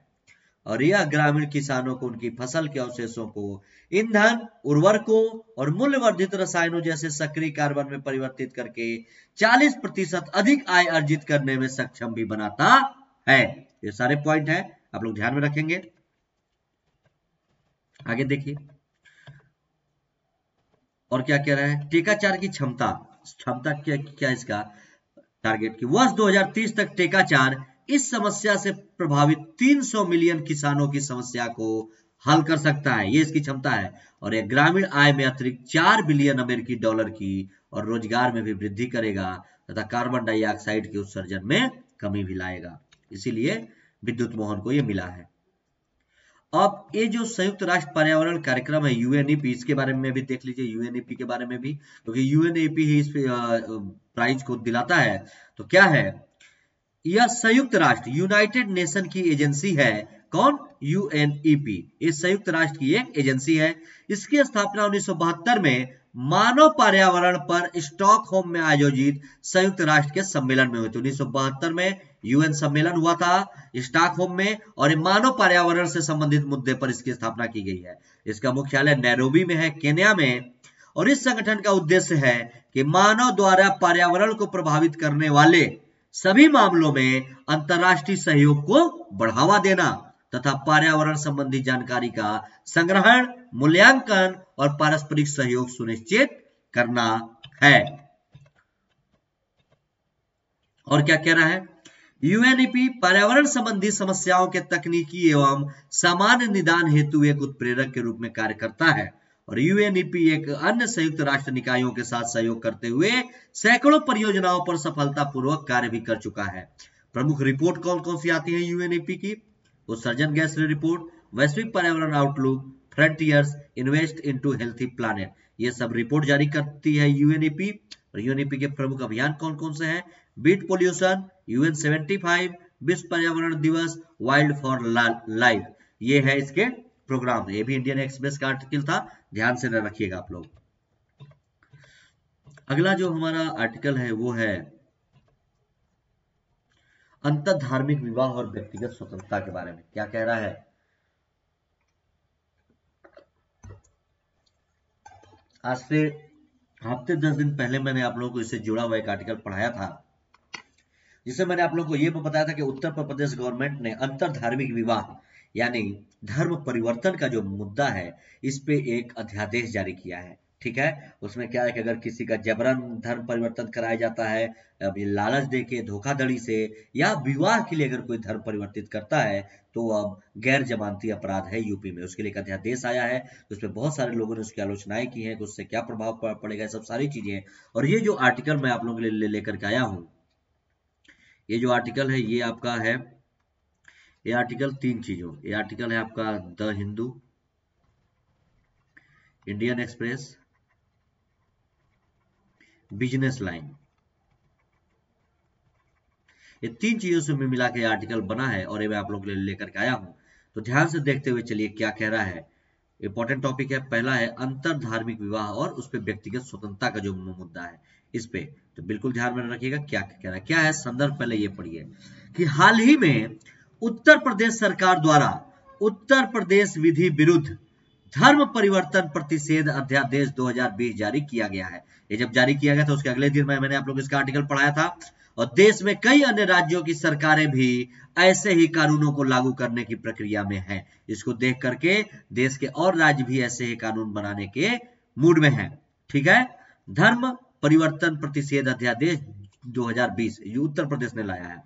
उत्तर प्रदेश सरकार द्वारा जारी अध्यादेश, जो अध्यादेश आया है 2020 धर्म परिवर्तन प्रतिषेध अध्यादेश 2020 में क्या है कि किसी को बलपूर्वक या अपना प्रभाव दिखाकर या लालच के द्वारा या धोखाधड़ी से या विवाह के उद्देश्य से किए जाने वाले किसी भी धर्मांतरण को यानी धर्म परिवर्तन को प्रतिबंधित करता है, उस पर रोक लगाता है अध्यादेश। और साथ ही इस तरह के विवाह को अवैध भी घोषित किए जाने का प्रावधान भी इस अध्यादेश के द्वारा है। और इस अध्यादेश के तहत ऐसे धर्मांतरण को एक गैर जमानती अपराध भी माना गया है। ठीक है, आगे देखिए और क्या कह रहा है। हालांकि इस कानून की यह कहते हुए आलोचना भी की गई है, क्या ये भी इंपॉर्टेंट है कि यह किसी व्यक्ति के अपने पसंद के विवाह करने के अधिकार का उल्लंघन के साथ ही जीवन स्वायत्ता तथा गोपनीयता के मौलिक अधिकारों के खिलाफ है और इसके जरिए हमारे मौलिक अधिकारों का हनन होता है। कौन कौन से अनुच्छेद हैं वो भी आएंगे। और इसके अलावा इस कानून की जड़ें पितृसत्ता और सांप्रदायिकता से जुड़ी हुई प्रतीत होती हैं, जो सामाजिक सौहार्द और व्यक्तिगत गरिमा के सम्मान को प्रभावित कर सकती हैं। अब इस अध्यादेश से संबंधित मुद्दे कौन कौन से हैं ये देखिए। पहला है कि धर्मनिरपेक्षता के मार्ग में हस्तक्षेप, ये हेडिंग है, मैं बोल्ड नहीं कर पाया कि धर्मनिरपेक्षता के मार्ग में हस्तक्षेप। क्या कह रहा है कि भारतीय संविधान में धर्मनिरपेक्षता को बुनियादी सिद्धांतों के रूप में प्रतिस्थापित किया गया है और इसके बावजूद देश के कई राज्यों में लंबे समय से धर्मांतरण विरोधी कानून भी लागू हैं, जिसमें उड़ीसा, अरुणाचल प्रदेश, गुजरात, हिमाचल प्रदेश और झारखंड जैसे राज्य शामिल है, जहां पे धर्मांतर विरोधी प्रतिरोधी कानून भी लागू है। और दूसरा है व्यक्तिगत स्वतंत्रता के खिलाफ। क्या कह रहा है कि भारतीय संविधान के अनुच्छेद 25 से 28 तक एक भारतीय नागरिक को अपनी पसंद के किसी भी धर्म को मानने, उसके नियमों का पालन करने और उसका प्रचार करने का अधिकार प्रदान करता है। हमारा मौलिक अधिकार अनुच्छेद 25 से 28, इसके द्वारा हमें धार्मिक स्वतंत्रता का अधिकार प्राप्त है। तो ये भी हमारे व्यक्तिगत स्वतंत्रता के खिलाफ है ये जो अध्यादेश है। इसी पे कुछ आलोचनाएं हैं। और भी क्या कह रहा है कि जबकि उत्तर प्रदेश सरकार द्वारा लाया गया हालिया अध्यादेश किसी व्यक्ति द्वारा अपनी पसंद के जीवन साथी का चुनाव करने में हस्तक्षेप कर उसकी व्यक्तिगत स्वतंत्रता का हनन भी करता है, अनुच्छेद 25 से 28। और उच्चतम न्यायालय के निर्णयों के विपरीत भी है। कुछ सुप्रीम कोर्ट ने कुछ बेहतरीन निर्णय दे दिए थे, इससे उस निर्णयों के विपरीत है ये अध्यादेश। क्या कि सफीन जहां बनाम अशोक केम 2018 के मामले में उच्चतम न्यायालय ने अपनी पसंद के व्यक्ति से विवाह के अधिकार को भारतीय संविधान के अनुच्छेद 21 के तहत प्राप्त अधिकारों का हिस्सा बताया है। ठीक है। और उच्चतम न्यायालय के अनुसार संविधान किसी भी व्यक्ति को अपनी पसंद का जीवन जीने या विचारधारा को अपनाने की क्षमता या स्वतंत्रता की रक्षा करता है। अतः एक व्यक्ति द्वारा अपनी पसंद के किसी व्यक्ति से विवाह करने का अधिकार संविधान के अनुच्छेद 21 का अभिन्न अंग है। ठीक है। और जो अध्यादेश यूपी गवर्नमेंट लाई है, जिसको देख करके और भी राज्य अगर ऐसा अध्यादेश लाने पे विचार कर रहे हैं, तो यह हमारे मौलिक अधिकार अनुच्छेद 21 का हनन है, अनुच्छेद 25 से 28 का हनन है। क्या है आगे और देखिए। और इसके अलावा सुप्रीम कोर्ट ने के.एस. पुट्टास्वामी बनाम भारतीय संघ 2017 के मामले का फैसला सुनाते हुए कहा कि पारिवारिक जीवन के चुनाव का अधिकार हमारा एक मौलिक अधिकार है, हमारा व्यक्तिगत अधिकार है, निजी अधिकार है, हमारे पारिवारिक जीवन के चुनाव का अधिकार। ठीक है। और उत्तर प्रदेश सरकार द्वारा लाया गया हालिया अध्यादेश उच्चतम न्यायालय के इन निर्णयों से मेल नहीं खाता है, क्योंकि यह एक भावी जीवन साथी के रूप में पसंद करने के किसी व्यक्ति के अधिकार को सीमित करता है और इसके अनुसार किसी महिला पुरुष का पति पत्नी केवल वही हो सकता है जो राज्य द्वारा अनुमोदित होगा। ठीक है। और क्या कह रहा है इसमें, और कुछ इसमें प्रमाण प्रस्तुत करने का दायित्व है। क्या, ये देखिए कि उत्तर प्रदेश सरकार द्वारा जारी यह धर्मांतरण निषेध अध्यादेश महिला के किसी भी रिश्तेदार को उसके विवाह की वैधता को चुनौती देने का अनुमति देता है, जो अध्यादेश जारी किया गया है। और ऐसी स्थिति में प्रमाण का उल्टा असर पड़ेगा, जिसके तहत धर्मांतरण और विवाह के लिए महिला के सहमत होने की गवाही की अनदेखी हो जाएगी और धर्मांतरण कराने वाले व्यक्ति को यह साबित करना होगा कि धर्मांतरण के लिए महिला को विवश नहीं किया गया था और यह दोषी साबित होने तक निर्दोष समझे जाने के अधिकार का सीधा उल्लंघन है। और अध्यादेश का यह पहलू विशेष रूप से जीवन साथी चुनने के अधिकार का प्रयोग करने वाली महिलाओं के संदर्भ में चिंताजनक है कि जो महिला स्वेच्छा से अगर अपना जीवन साथी चुनना चाहती है तो उसके अलग है। जैसे पितृसत्तात्मक जड़ें भी इसमें शामिल। क्या, इससे पता चलता है कि वर्तमान में भी कानूनों की गहरी पितृसत्तात्मकता जड़ें विद्यमान है, जिसके तहत महिलाओं को परिपक्व नहीं माना जाता है आज भी भारतीय समाज में और उन्हें माता पिता तथा सामुदायिक नियंत्रण के अंतर्गत में रखा जाता है। जो माता पिता चाहेंगे, जो समाज चाहेगा वो। यदि उनके जीवन से संबंधित महत्वपूर्ण फैसलों पर उनके अभिभावकों की सहमति न हो तो उन्हें अपने जीवन के फैसले लेने के अधिकार से भी वंचित रखा जाता है। और ऐतिहासिक रूप से विवाह को महिलाओं की यौनिकता को नियंत्रित करने, जातिगत वंशावली को बढ़ावा देने, महिलाओं को उनकी स्वायत्तता का प्रयोग करने से रोकने हेतु एक माध्यम के रूप में देखा जाता है। और इस प्रकार के सांप्रदायिक दुष्प्रचार का महिलाओं के अधिकारों की रक्षा करने में कोई योगदान नहीं होता, बल्कि उनकी गतिशीलता, सामाजिक जीवन और पसंद आदि की स्वतंत्रता को कम करता है। तो ये आप लोगों के लिए ऐसे में भी बहुत इंपॉर्टेंट है। महिलाओं से जुड़े हुए उनकी स्वतंत्रता के मुद्दे आएंगे, तो ये सब टॉपिक आपको ऐसे में भी इसमें के पॉइंट काम में आएंगे। इसमें कुछ पूर्वाग्रह है। पूर्वाग्रह यानी पहले की कुछ चीजें जिससे वो लोग ग्रसित है। क्या कि अंतर धार्मिक और अंतर जाति विवाह के प्रति गहरा विरोध समुदायों के बीच ऐतिहासिक पूर्वाग्रह बहुत पहले से चला आ रहा है और इस पूर्वाग्रह को देखते हुए मौलिक अधिकारों पर बनी उप समिति के कुछ सदस्यों, विशेष रूप से महिला सदस्यों जिनमें राजकुमारी अमृत कौर और हंसा जीवराज मेहता भी शामिल हैं, ने अंतर जाति विवाह को मौलिक अधिकार के रूप में शामिल करने की मांग भी की थी और वे राज्य के लिए अंतर धार्मिक विवाहों से जुड़ी किसी भी बाधा को हटाने हेतु एक संवैधानिक प्रावधान प्रस्तुत करना चाहते थे ताकि ऐसे विवाहों के विरुद्ध सामाजिक भेदभाव को हटाया जा सके। इसका निष्कर्ष क्या है? निष्कर्ष इसका आएगा कि वर्तमान में सभी धर्मों की युवा महिलाएं बढ़ चढ़ कर काम करने, अध्ययन करने और ऐसे व्यक्ति से विवाह करने के लिए वे स्वयं चुने जिसके साथ अपनी शर्तों पर जीवन जीने का फैसला करें आदि जैसी स्वतंत्रता की मांग कर रही हैं। और ऐसे में न तो बुनियादी अधिकारों पर सवाल उठाया जाना चाहिए और न ही इन पर अंकुश लगाया जाना चाहिए। ठीक है। और क्या है निष्कर्ष कि एक महिला की स्वायत्तता उसका अपना अधिकार है। ठीक है, उसका अपना अधिकार है, मौलिक अधिकार है, भारत के संविधान द्वारा दिया गया है और किसी भी माता पिता, रिश्तेदार या राजतंत्र को उससे स्वायत्तता को छीनने का अधिकार नहीं दिया जाना चाहिए। और एक महिला को उसकी स्वतंत्रता से वंचित करने का प्रयास एक ऐसी विनम्र महिला आबादी को तैयार करने का प्रयास है जो वही करती है जैसा उसे बताया जाता है तथा सामाजिक और पारिवारिक निर्देशों के खिलाफ विद्रोह नहीं करती है। इससे जुड़ा हुआ मैं आप लोगों के लिए एक प्रश्न भी लेकर के आया हूं, जो आप लोग 200 शब्दों में लिखेंगे। ये जरूर ध्यान में रखिए क्या कि एक रूढ़िवादी समाज में नैतिक पुलिसिंग के साथ साथ अंतरजातीय विवाह को रोकने के लिए बना कोई भी कानून युवा पुरुषों और महिलाओं के अधिकारों पर हमला है। चर्चा कीजिए। 200 शब्दों में लिख के आप लोग मेरे टेलीग्राम चैनल के लिंक पे भेज देंगे। जो लोग नहीं जुड़े हैं बिल्कुल जुड़ जाएंगे, क्योंकि इन सारे क्लास का पीडीएफ भी मैं उसी पे अपलोड करता हूं। या आप लोग टेलीग्राम पे सर्च करेंगे अनअकैडमी स्वदीप कुमार, मेरा नाम है स्वदीप, अनअकैडमी स्वदीप कुमार आप लोग सर्च करेंगे तो आप लोगों को वहां पे मिल जाएगा। तो वहां पर भी आप लोग लिख के इसके आंसर भेज सकते हैं। आइए आगे देखते हैं और क्या क्या चीजें हैं। अगला जो हमारा आर्टिकल है वो है संसद के सत्र। क्या कह रहा है, ध्यान से पढ़िए। संसद के सत्र के बारे में, कभी संसद का जो शीतकालीन सत्र है कोविड-19 की वजह से रद्द कर दिया गया, तो उसके बारे में मुद्दा है, तो इम्पोर्टेंट है अभी ये फिलहाल का मुद्दा है, क्योंकि हमारे संसद में 3 सत्र होते हैं और जो शीतकालीन सत्र होता है वो नवंबर दिसंबर में ही होता है। तो अभी कोविड-19 की वजह से इसको रद्द कर दिया गया है, इसीलिए यह चर्चा में है। तो ध्यान से देखते हुए चलिए क्या कह रहा है, क्यों इंपॉर्टेंट है, क्या क्या चीजें इसमें है। संसद के सत्र चर्चा में क्यों है।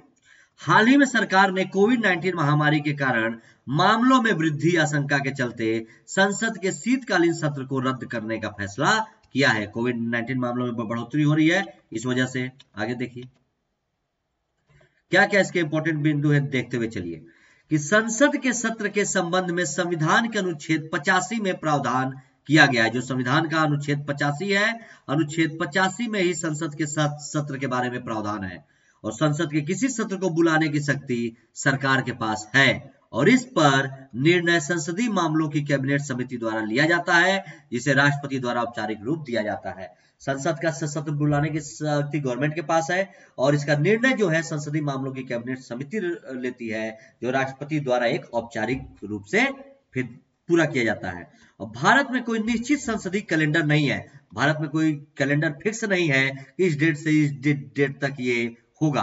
और संसद के एक वर्ष में 3 सत्र होते हैं। हमारा जो संसद है उसमें पूरे एक साल में 365 दिनों में 3 सत्र आयोजित किए जाते हैं संसद के, और इसका कोई कैलेंडर नहीं है, कोई फिक्स नहीं है कि इस डेट से इस डेट को होगा। संसद के सत्र के बारे में और इंपॉर्टेंट बिंदु क्या है, देखिए इसमें जो 3 सत्र हैं उनके बारे में देखिए कि सबसे लंबा जो होता है इसमें वो बजट सत्र होता है, जो हमारा पहला सत्र है। ये कब होता है, ये जनवरी के अंत में शुरू होता है। अभी जनवरी आने वाला है तो जनवरी के लास्ट में शुरू होगा ये बजट सत्र। ये सबसे बड़ा सत्र है, सबसे लंबा, और हमारा पहला सत्र है जो अप्रैल के अंत या मई के पहले सप्ताह तक समाप्त होता है। जनवरी, फरवरी, मार्च, अप्रैल 4-4.5 महीने का या 5 महीने का ये होता है, इसीलिए सबसे लंबा और पहला सत्र है बजट सत्र। और इस सत्र में एक अवकाश होता है ताकि संसदीय समितियां बजटीय प्रस्तावों पर चर्चा भी कर सकें।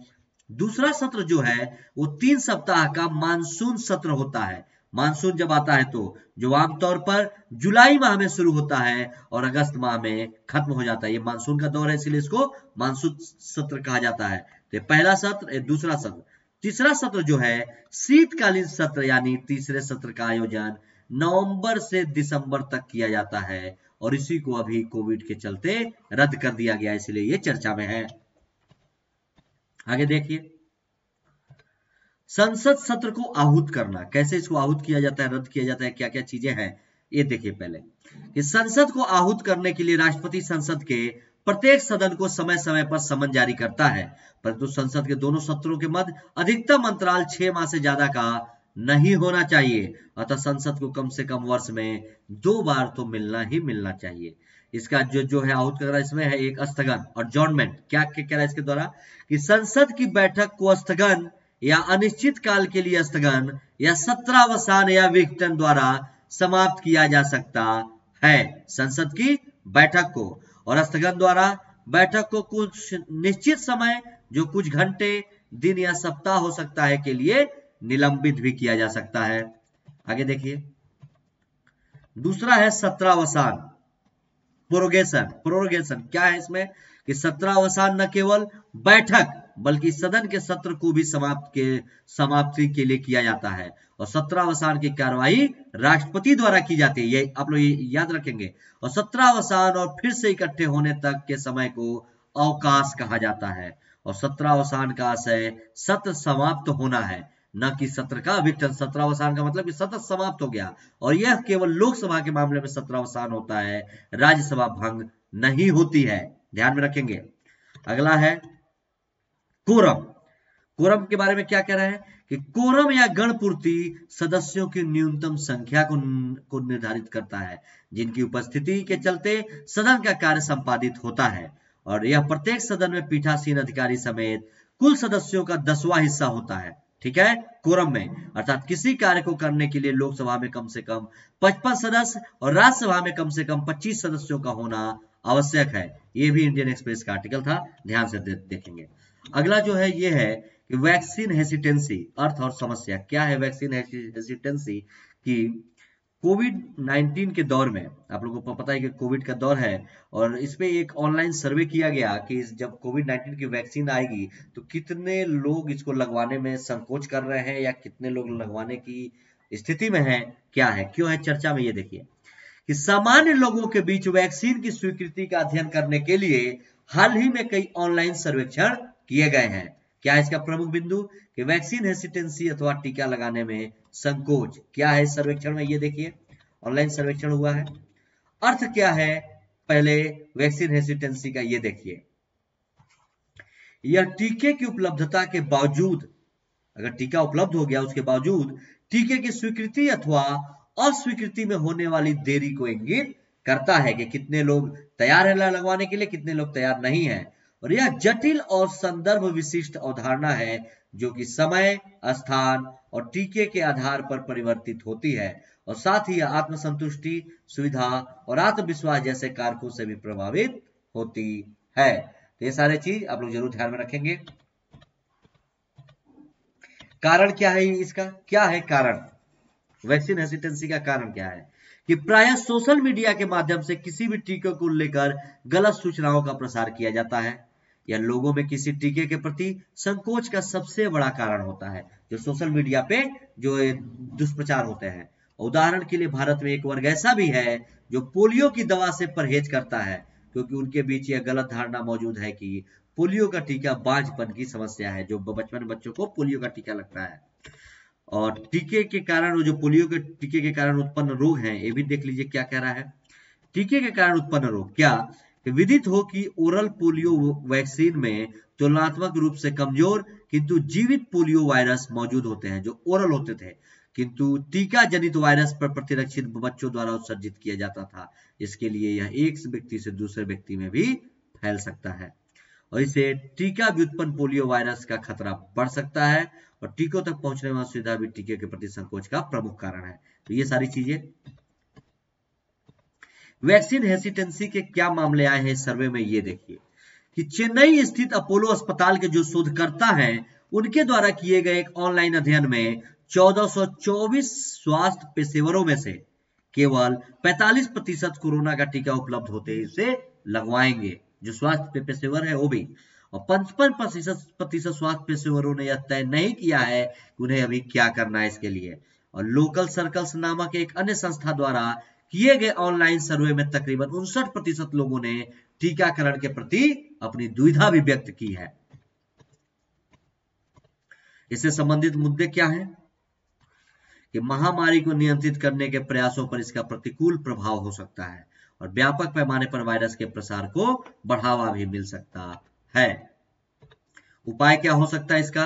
कि जनता को जागरूक करके इसका उपाय किया जा सकता है। वैक्सीन को ज्यादा से ज्यादा लोगों को लगाने में जब बन जाए तो दवा और टीके के अनुमोदन से पूर्व उसके विकास में शामिल विभिन्न प्रक्रियाओं जैसे नैदानिक परीक्षण, निगरानी, विश्लेषण और विनियामक सह समीक्षाओं आदि संबंधी सूचना की चर्चा और आम लोगों के बीच टीके के प्रति विश्वास को बढ़ावा देने में सक्षम हो सकती है और आम लोगों के बीच जागरूकता फैलाने और टीके से संबंधित गलत सूचनाओं का मुकाबला करने के लिए सोशल मीडिया प्लेटफॉर्म का उपयोग भी किया जाता है। ये द हिंदू का आर्टिकल था, ध्यान में रखेंगे। अगला जो आर्टिकल है वो है एनडीबी के साथ ऋण समझौता। ठीक है, एनडीबी यानी नेशनल डेवलपमेंट बैंक की बात हो रही है। इसके साथ भारत ने एक ऋण समझौता किया है। क्या क्यों है चर्चा में, ध्यान से देखिए। हाल ही में भारत सरकार ने ग्रामीण विकास और बुनियादी ढांचे को बढ़ावा देने के लिए न्यू डेवलपमेंट बैंक एनडीबी के साथ $1 बिलियन के ऋण समझौते की घोषणा की है। $1 बिलियन एनडीबी के साथ न्यू डेवलपमेंट बैंक क्या कह रहा है, न्यू डेवलपमेंट बैंक के लिए कि ग्रामीण विकास और बुनियादी ढांचे को विकसित करने के लिए क्या क्या है। और इसमें देखिए कि सरकार और एनडीबी ने कोविड-19 के कारण बिगड़ी जो भारत की आर्थिक स्थिति है उसमें सुधार के लिए $1 बिलियन के ऋण समझौते पर हस्ताक्षर किए हैं इंडियन गवर्नमेंट और न्यू डेवलपमेंट बैंक ने। और प्राकृतिक संसाधन प्रबंधन जो ये होगा, न्यू रिसोर्स मैनेजमेंट से संबंधित ग्रामीण बुनियादी ढांचे पर खर्च और मनरेगा के तहत राष्ट्रीय ग्रामीण रोजगार सृजन में होगा। और इस ऋण की अवधि 30 वर्ष की है जो भारतीय गवर्नमेंट को मिला है, जिसमें 5 वर्ष की छूट भी है। और क्या क्या इंपॉर्टेंट बिंदु है इसमें, यह विशेष रूप से उन प्रवासी श्रमिकों की मदद करने में सहायक होगा जो महामारी के कारण शहरी क्षेत्रों से लौट गए हैं और अपनी आजीविका खो चुके हैं। ठीक, और वायरस के प्रसार को रोकने के लिए पोस्ट लॉकडाउन ने आर्थिक गतिविधि को धीमा कर दिया, जिसके परिणाम स्वरूप ग्रामीण क्षेत्रों सहित अनौपचारिक क्षेत्र में काम करने वाले श्रमिकों के रोजगार और आय को क्षति भी पहुंची है। ये सारी चीज आप लोग ध्यान में रखेंगे। और क्या कह रहा है इसमें कि विश्व बैंक ने भारत की सामाजिक सुरक्षा के आधार को मजबूत करने के लिए छत्तीसगढ़ में आदिवासी परिवारों के लिए पोषक सहायता कृषि को बढ़ावा देने, नागालैंड में गुणवत्तापूर्वक शिक्षा को बढ़ाने और राज्यों में मौजूदा बांधों की सुरक्षा तथा प्रदर्शन में सुधार के लिए $800 बिलियन से अधिक की 4 परियोजनाओं को मंजूरी दी है। और ऐसी योजना विश्व बैंक के द्वारा भी है, ये सब ध्यान में रखेंगे आप लोग। अब एनडीबी के बारे में देख लीजिए, न्यू डेवलपमेंट बैंक के बारे में क्या कह रहा है, क्योंकि इसी से समझौता किया गया है कि यह ब्रिक्स देशों द्वारा संचालित एक बहुपक्षीय विकास बैंक है। एनडीबी जो है ब्रिक्स देशों द्वारा, ब्रिक्स देशों में कौन कौन आते हैं, ब्राजील, रूस, भारत, चीन और दक्षिण अफ्रीका। ब्रिक्स दुनिया की 5 अग्रणी उभरती अर्थव्यवस्थाओं ब्राजील, रूस, भारत, चीन और दक्षिण अफ्रीका के समूह के लिए संक्षिप्त शब्द है। और ये जो ब्रिक्स है ये इन्हीं 5 देशों द्वारा ये ये जो एनडीबी है इन्हीं 5 देशों द्वारा डेवलपमेंट एक बैंक है। और वर्ष 2013 में दक्षिण अफ्रीका के डरबन में आयोजित ब्रिक्स शिखर सम्मेलन में न्यू डेवलपमेंट की स्थापना पर सहमति व्यक्त की गई थी। और वर्ष 2014 में ब्राजील के फोर्टालेजा में 6ठे ब्रिक्स शिखर सम्मेलन में इसकी स्थापना कर दी गई थी। और एनडीबी की प्रारंभिक अधिकृत पूंजी $100 बिलियन की थी और एनडीबी का मुख्यालय संघाई में है, चीन में। इन चीजों को ध्यान में रखेंगे।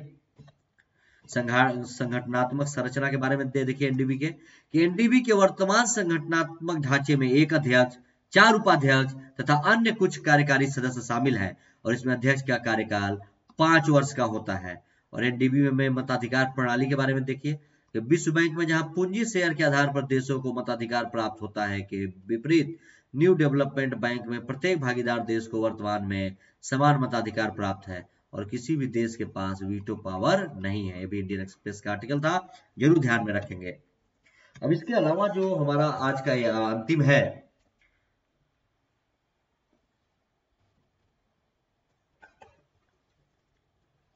जो हम लोग ये लास्ट देख रहे हैं, ये क्या है, ये राज्यसभा टीवी और लोकसभा टीवी का जो डिबेट मैं आप लोगों को रोज पढ़ाता हूँ, आरएस टीवी और एलएस टीवी, उसका डिबेट है जो कि ओरिजिनल इंग्लिश में आता है टीवी में। इसका मैं हिंदी में लेकर के आ रहा हूँ, आप लोग भी बिल्कुल ध्यान में देखेंगे क्या क्या चीजें हैं। स्टार्स परियोजना, संभावनाएं और चुनौतियां, इसके बारे में देखिए क्या क्या चीजें हैं। क्या संदर्भ है पहले इसका, ये देखिए क्या है संदर्भ, क्या कह रहा है कि हाल ही में केंद्रीय मंत्रिमंडल ने स्टार्स परियोजना यानी strengthening teaching learning and result for states, ये है स्टार्स का full form, strengthening teaching learning and result for state को अपनी मंजूरी दी है। स्टार्स परियोजना के बारे में ये ध्यान रखिएगा। और इस परियोजना का उद्देश्य स्कूली शिक्षा का संचालन में सुधार के साथ साथ राष्ट्रीय स्तर पर डेटा मूल्यांकन और शिक्षण प्रणाली तथा सीखने के परिणाम में आवश्यक सुधार करना। स्टार्स का कार्य क्या है कि स्कूली शिक्षा में सुधार के साथ साथ राष्ट्रीय स्तर पर उसका डेटा मूल्यांकन, शिक्षण प्रणाली, ये सब सीखने वगैरह पे।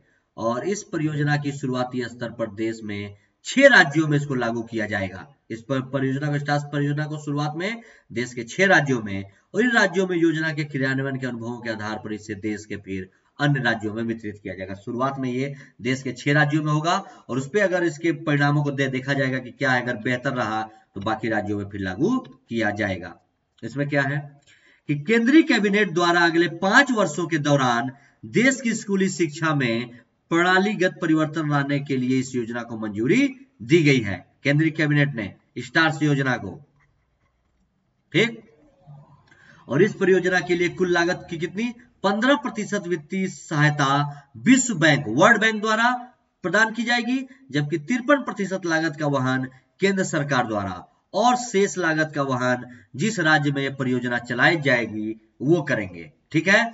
और स्टार्स परियोजना की कुल लागत 5.718 करोड़ रुपए बताई गई है, और इसमें से लगभग 3700 करोड़ रुपए यानी 500 मिलियन अमेरिकी डॉलर विश्व बैंक द्वारा सहायता राशि के रूप में प्रदान की जाएगी। तो ये सब फैक्ट है, ध्यान में रखेंगे, डिबेट का मुद्दा है, तो ये मैं आप लोगों के लिए लेकर के आया हूं। आगे, इस योजना में सार्वजनिक निजी भागीदारी यानी पब्लिक प्राइवेट पार्टनरशिप या पीपीपी, ट्रिपल पी मॉडल के तहत गैर सरकारी संस्थानों को भी शामिल किया जाएगा। यानी पब्लिक प्राइवेट पार्टनरशिप के जो मॉडल है पीपीपी, उसको भी शामिल किया जाएगा। और इस परियोजना के तहत अध्यापकों के प्रशिक्षण पर, क्योंकि स्टार्स परियोजना शिक्षकों, स्कूली शिक्षा व्यवस्था, इसके लिए जो अध्यापक है उनके प्रशिक्षण पर इसके द्वारा विशेष ध्यान दिया जाएगा, जिससे अच्छे टीचर तैयार, शिक्षक तैयार हो सके। और साथ ही आकलन और मूल्यांकन की प्रणाली में भी बड़े सुधार किए जाएंगे। इनमें किन राज्यों, इसमें जो राज्यों का चयन हुआ है ये देखिए, इन परियोजनाओं को शुरुआती रूप में देश के 6 राज्यों में लागू किया जाएगा, जिनका चुनाव केंद्रीय शिक्षा मंत्रालय, जो पूर्व में मानव संसाधन विकास मंत्रालय था, अभी केंद्रीय शिक्षा मंत्रालय द्वारा परफॉर्मेंस ग्रेडिंग इंडेक्स, ठीक है, पीजीआई के पर उनके प्रदर्शन के आधार पर किया जाएगा। ये सारी चीजें आगे देखिए। इसमें और क्या कह रहा है कि राज्यों के चयन में, इनमें 3 राज्यों को लाइट हाउस राज्य कहा जाएगा, जो अन्य राज्यों का मार्गदर्शन करेंगे। 6 राज्यों में से 3 राज्य लाइट हाउस स्टेट होंगे, जो अन्य राज्यों का मार्गदर्शन करेंगे।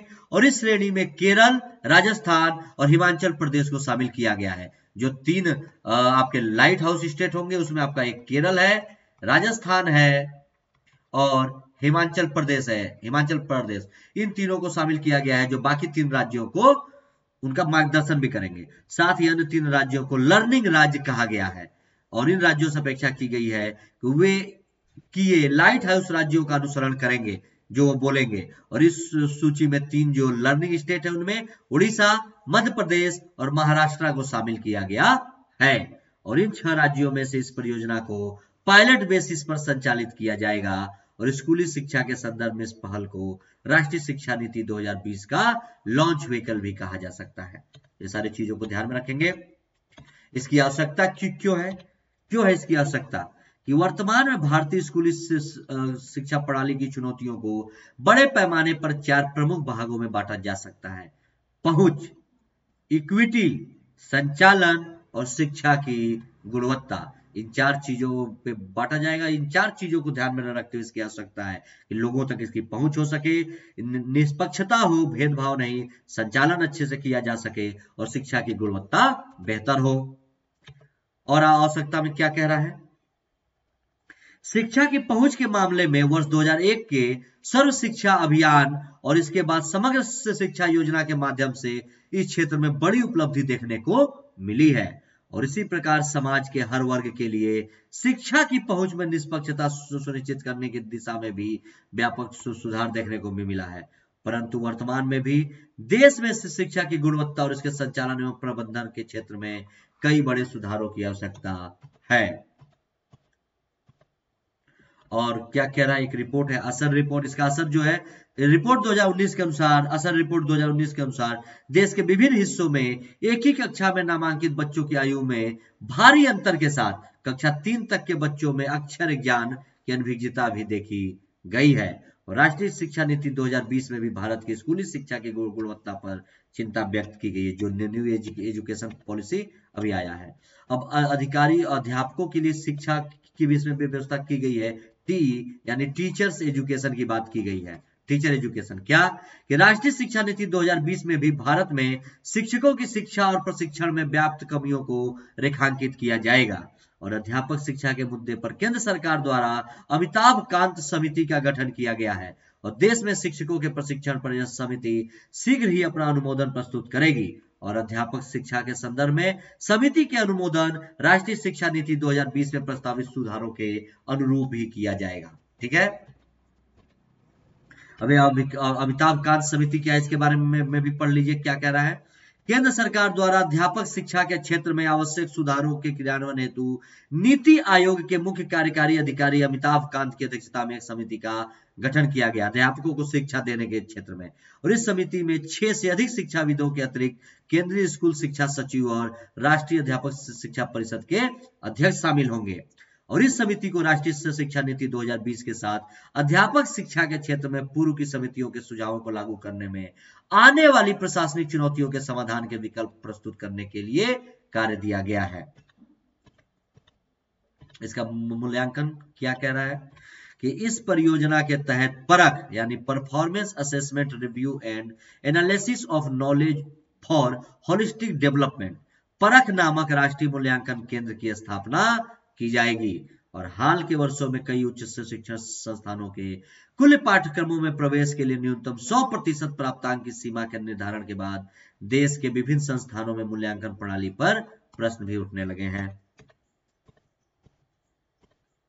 और गौरतलब है कि इससे पहले वर्ष 1952-53 में बने माध्यमिक शिक्षा आयोग, ये जो मुदालियर आयोग द्वारा था, देश के सभी राज्यों से जुड़े शिक्षा बोर्डों को एक साथ लाकर विश्वविद्यालय अनुदान आयोग के समान ही स्कूल बोर्डों के लिए एक संवैधानिक निकाय की स्थापना करने का सुझाव भी दिया गया था। हालांकि इस योजना पर अभी तक कोई विशेष प्रगति नहीं हो सकी है। प्रारंभिक शिक्षा के बारे में देखिए क्या कह रहा है। क्या है प्रारंभिक शिक्षा कि शिक्षा की गुणवत्ता में सुधार के लिए प्रारंभिक बाल्यावस्था देखभाल और शिक्षा यानी ECCE early childhood care and education को मजबूत करना बहुत ही आवश्यक है। और राष्ट्रीय शिक्षा नीति 2020 में भी ECCE को मजबूत करने की दिशा में कई महत्वपूर्ण सुझाव प्रस्तुत किए गए हैं और स्टार्स परियोजना के तहत भी इस पर विशेष बल दिया गया है। और पूर्व के अध्ययनों से पता चलता है कि यदि किसी बच्चे की प्रारंभिक शिक्षा में ₹1 का निवेश किया जाता है तो आगे की कक्षाओं में उसमें इसका 10 गुना लाभ भी देखने को मिलेगा। इसका कार्यान्वयन कैसे होगा ये देखिए। स्टार्स परियोजना को राष्ट्रीय और राज्य स्तर पर 2 घटकों में विभाजित किया गया है। स्टार्स परियोजना का कार्यान्वयन राष्ट्रीय स्तर पर अलग, राज्य स्तर पर अलग। राष्ट्रीय घटक के रूप में क्या है कि शिक्षण मूल्यांकन प्रणालियों को मजबूत बनाने, राज्य प्रोत्साहन अनुदान यानी स्टेट इंसेंटिव ग्रांट्स SIG के माध्यम से राज्यों के शासन सुधार एजेंडा को प्रोत्साहन देकर राज्यों के परफॉर्मेंस ग्रेडिंग इंडेक्स स्कोर में सुधार लाने और राष्ट्रीय आकलन केंद्र जो परख है उसकी स्थापना में केंद्रीय शिक्षा मंडल की सहायता करना, ये राष्ट्रीय घटक है। और क्या कह रहा है, परख क्या है? परख एक स्वायत्त निकाय होगा जो विभिन्न प्रकार के आकलन और मूल्यांकन का कार्य करेगा और इसके तहत स्कूल बोर्ड, राष्ट्रीय उपलब्धि सर्वेक्षण आदि के कार्य किए जाएंगे। और इस परियोजना के राष्ट्रीय घटक के तहत एक आकस्मिक आपातकालीन प्रतिक्रिया घटक CER से यानी कॉन्टिजेंसी इमरजेंसी रिस्पांस कंपोनेंट को शामिल किया गया है जो इस में किसी प्राकृतिक, मानव निर्मित और स्वास्थ्य आपदा की स्थिति में अधिक उत्तरदायी बनाता है। तो परख के बारे में है। अब राज्य स्तरीय घटक में क्या क्या शामिल है देख लीजिए कि राज्य स्तरीय घटक को 5 भागों में विभाजित किया गया है। इसमें ECCE और मूलभूत शिक्षा को मजबूत बनाने, शिक्षण आकलन प्रणालियों में सुधार, शिक्षक विकास और स्कूल नेतृत्व के माध्यम से कक्षा में निर्देश प्रणाली और उपसमन को मजबूत करना आदि को शामिल किया गया है। और साथ ही इसके तहत ग्राम शिक्षा समितियों, स्कूल प्रबंधन समितियों और स्कूल प्रबंधन समितियों, जिला शिक्षण प्रशिक्षण संस्थानों, राज्य शैक्षिक अनुसंधान संस्थान प्रशिक्षण, ब्लॉक संसाधन समन्वय आदि को मजबूत करने के। तो ये सारे राज्य स्तरीय घटक हैं और इस परियोजना के तहत चयनित राज्यों पर ये घटक थोपे नहीं जाएंगे, बल्कि उन्हें इनके निर्धारण में पर्याप्त स्वतंत्रता दी जाएगी। राज्य इसका निर्धारण करने में स्वतंत्र है, जबरदस्ती उन पर थोपा नहीं जाएगा। और इन परियोजनाओं के तहत राष्ट्रीय और राज्य घटकों के समन्वय के लिए केंद्रीय शिक्षा सचिव की अध्यक्षता में एक संचालन समिति का भी गठन किया गया है और यह समिति वार्षिक और अर्धवार्षिक बैठकों के माध्यम से परियोजना के कार्यान्वयन की समीक्षा भी करती रहेगी। इससे जुड़ी हुई चुनौतियां कौन कौन सी होंगी? वर्तमान में देश में बड़ी संख्या में ऐसे स्वचलित संस्थान सक्रिय हैं जिन्हें उच्चतम न्यायालय द्वारा वर्ष 2012 में गठित जस्टिस वर्मा आयोग द्वारा डिग्री बेचने की दुकान की संज्ञा दी गई थी और राष्ट्रीय शिक्षा नीति 2020 के तहत प्रस्तावित परख की विशेषज्ञता के बारे में संशय बना हुआ है। उदाहरण के लिए, क्या इस निकाय के पास मूल्यांकन की विशेषज्ञता होगी या इसके पास शिक्षा के वित्तीय प्रबंधन अथवा अध्यापक शिक्षा की विशेषज्ञता होगी? अभी ये सब डिसाइड करना भी बाकी है। और क्या चुनौतियां हैं कि स्टार्स परियोजना के तहत देश की शिक्षा प्रणाली में बड़े बदलावों की बात कही गई है, परंतु वर्तमान में कोविड-19 महामारी के कारण शिक्षा के साथ अन्य क्षेत्रों में हुई क्षति के बीच अगले 5 वर्षों के दौरान इन सुधारों को सफलता से लागू कर पाना एक बड़ी चुनौती। और स्टार्स परियोजना और राष्ट्रीय शिक्षा नीति 2020 के समान लक्ष्य होने के बावजूद भी इसमें कुछ मतभेद देखने को मिलता है। उदाहरण के लिए एनईपी 2020 के तहत 2030 तक कक्षा 5 तक के बच्चों को मूलभूत साक्षरता, संख्यात्मक ज्ञान सुनिश्चित करने का लक्ष्य रखा गया है, जबकि स्टार्स परियोजना के तहत इस कक्षा 3 तक ही सीमित रखा गया है। इन सारी चीजों को ध्यान में रखेंगे और इससे जुड़ा हुआ मैं आप लोगों के लिए एक अभ्यास प्रश्न लेकर के आया हूँ। क्या है कि स्टार्स परियोजना का संक्षिप्त परिचय देते हुए वर्तमान में भारतीय शिक्षा प्रणाली की प्रमुख चुनौतियों को रेखांकित कीजिए तथा इस चुनौतियों के निवारण में स्टार्स परियोजना की भूमिका की समीक्षा कीजिए। 200 शब्दों में आपको लिखना है ये सारा आर्टिकल, ध्यान से लिखेंगे और लिख करके आप लोग जैसे मेरे टेलीग्राम लिंक पे भेज देंगे। ये है मेरे टेलीग्राम चैनल का लिंक, ये यहाँ पे, और ये मेरे अनअकैडमी का प्रोफाइल लिंक, इसे भी जरूर फॉलो कर लेंगे। जो अनअकैडमी का प्रोफाइल लिंक है, यहाँ पे रोज शाम 4 बजे मैं अभी नेशनल और इंटरनेशनल, राष्ट्रीय और अंतर्राष्ट्रीय जितनी भी संस्थाएं हैं उनकी क्लास ले रहा हूँ और रात 8 बजे से 8 PM से पूरे 1 ईयर का, 1 साल का मैं करंट का क्वेश्चन डिस्कस करके ला रहा हूँ जो इस बार के फिल्म्स के लिए इम्पोर्टेंट है। ठीक है, तो आप लोग जरूर ध्यान में रखेंगे, करेंगे। और कल फिर मुलाकात होगी हम लोग की 10:30 बजे। तो कल फिर मिलते हैं हम लोग अपनी अगली क्लास में। तब तक के लिए धन्यवाद, नमस्कार।